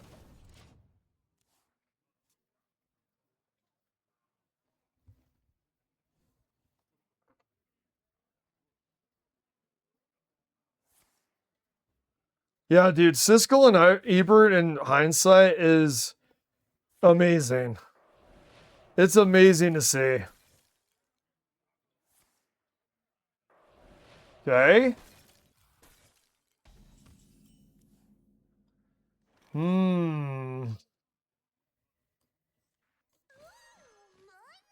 Okay. See, and now neither are dead. We have 2 taunts. We can use this time to chip. Well, we could trade with... Okay. Like, look at that. He's using all of his time on these taunts. That's actually... Look at that. He's using all of his mana on this shit. I like it.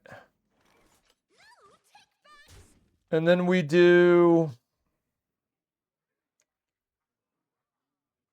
We'll do this first. Yeah. Okay. Now, like I said, though, the way this game works... Ooh, does he have ley lines? People have been using ley line... Oh, yeah.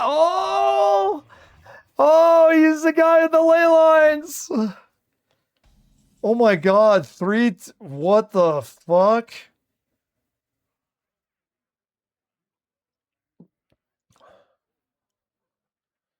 Oh my god, what do we do here, dude?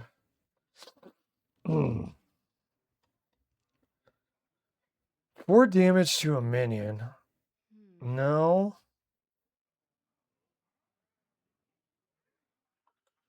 We're gonna see if we could get taunts out of this. Now, oh my god. This is why I'm doing this, because... Oh my god, dude. Okay.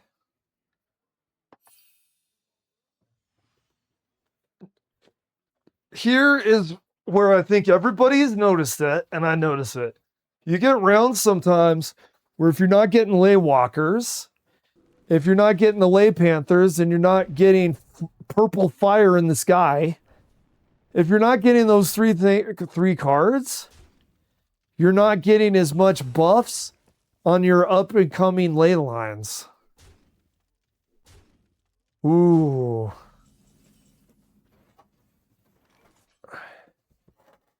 Okay. Shit, dog. God, he had a really good Kagar ley line combo.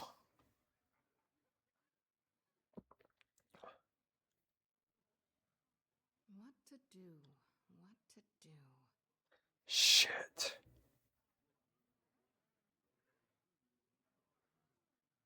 Oh my god.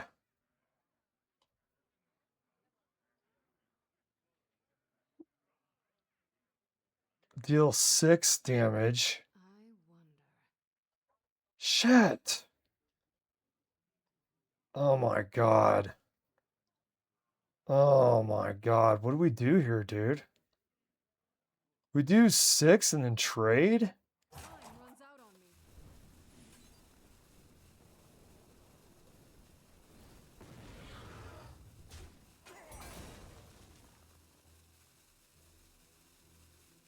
Wait.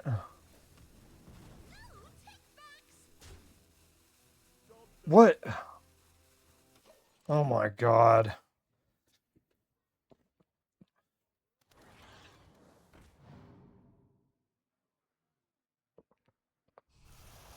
Do we have enough time? Do we have enough time to build up our ley lines and get some value out of them for later game?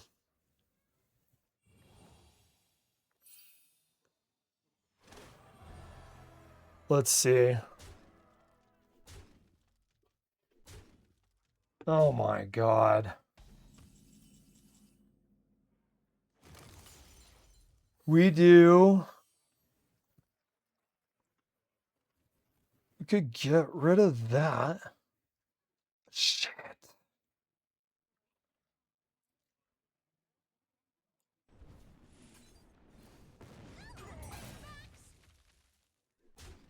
Okay.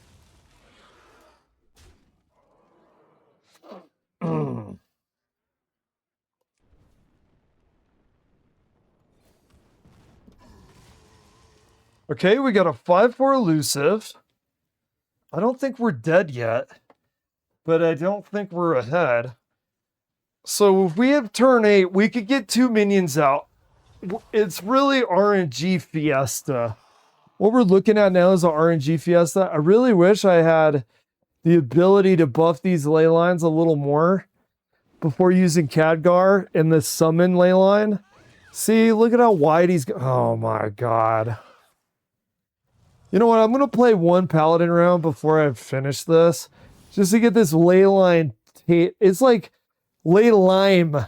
We ate a raw lime is what it feels like playing ley lines. Is like you bit into a ley lime. And I want to have a Paladin round before I quit today. Oh, what the fuck? What? I'm out of here, dude. Look at that. Two 1630s. I'm out of here, dude. I'm rage quitting this SOB. Get me out of here. How do I get out of this chicken shit outfit? Okay, let's go to Hearthstone. Let's do some Pally, dude. Let's do some Pally and get the bad taste out of our mouths. Oh, wait. Wait, I was going to make some changes. Yeah. Let's go to Paladin. So my changes were... Get him out. Wasn't there another one I wanted out?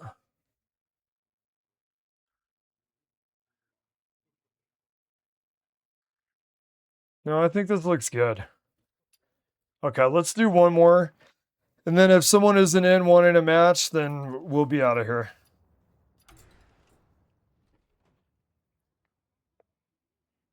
I also gotta make sure that I got stamina enough for tomorrow.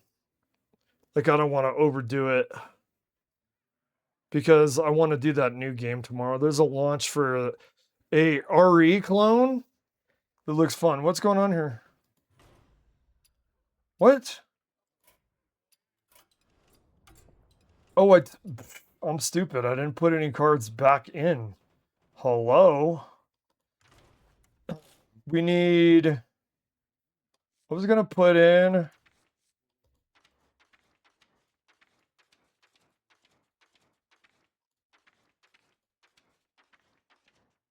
Since we're not stressing as much about the cost... Wait. There we go.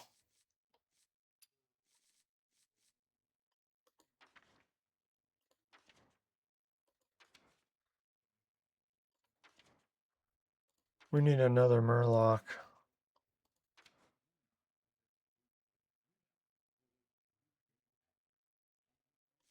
We'll do Xavius. I didn't know Xavius wasn't in there. You can never go wrong with Xavius.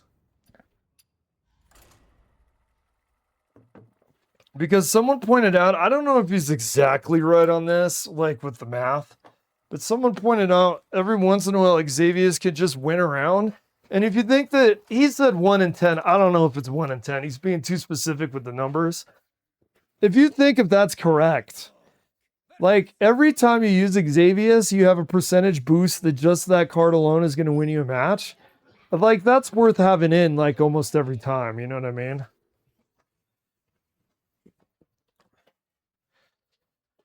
Okay, we do... Is this good? I think it's okay. We got 1, 2, 3. And we're going to immediately get our Silverhand recruits buffed. Okay. Oh, we got the Violet Treasure Gel. That's going to help a lot.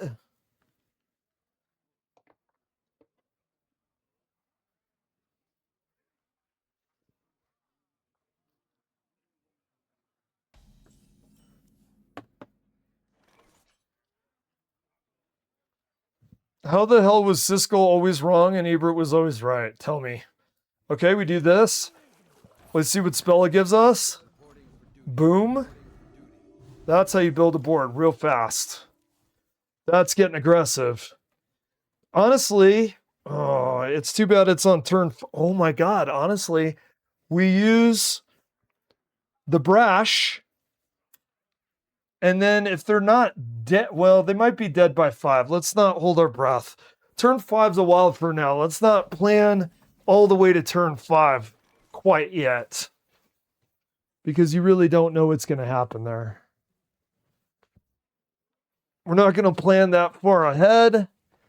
What we are going to do is we're going to use the things that are good to utilize currently.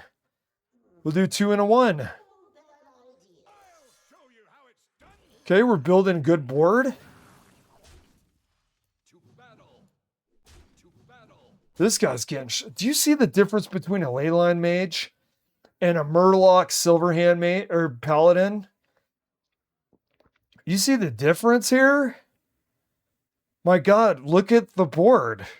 See, that's a Warlock. That's the guy that's been perplexing us so. Now look at the map. Look at the board now. Paladin is like, now it's my effing turn, dude. We're actually getting... We're getting pretty close. Okay. There we go. He actually just gave us more face damage. That's Paladin. Kills the guy. We get... Oh, there we go. Okay. Now he's doing something. We're on turn 4. We could do 2 Murlocs.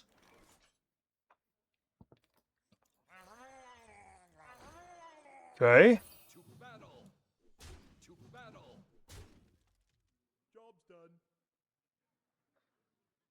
Okay, we got 2 more Murlocs, and then we get the quest. If he board clears, it's going to be a horse of a different color. But if he doesn't board clear, we could do Nosdarmu, and we're probably going to win. He needs to board clear, or he's fucked. No, I think he's fucked. Yeah. I think this is over. You see the difference between Pally and Mage? Specifically Leyline Mage. You see this? He's fucked. It's over. Like even, sorry dude, like he could get 4 back. He could get 4 back with the lifesteal if he does face, right? But honestly, I think he's fucked. Oh, he's got a nice taunt there. He's got a nice taunt. He's got to have removal. He doesn't have removal. Now, you see this? This is why it's not fair what Blizzard has been doing. Look at this board. I want to tell you something. There's been 4 class sets. It's Druid, Hunter, Paladin, and Mage. You've seen Mage Leyline. You've seen me shake my fist at God. Paladin was also given a class set. And you see this? You see these 2-1 dudes? It's actually good. Okay, we do this. Do this.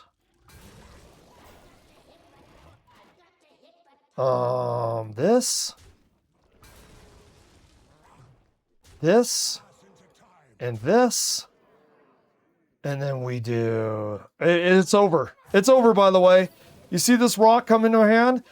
Right there, that big ugly warlock face, and let's sling it! Boom! That's the difference between Mage and Paladin. You see that?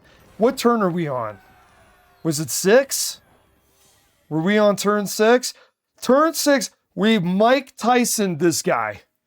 We fucking Mike Tyson'd this guy. We came out and we knocked him the F out, just like the line from the movie Friday. Why? Because Leyline Mage and Murloc Quest Silverhand Recruit Pally, it's like night and day, brother. It's like Siskel plays Leyline Mage and Ebert plays Pally. All right, thanks for coming in, Shazam. I'm going to see you in a minute.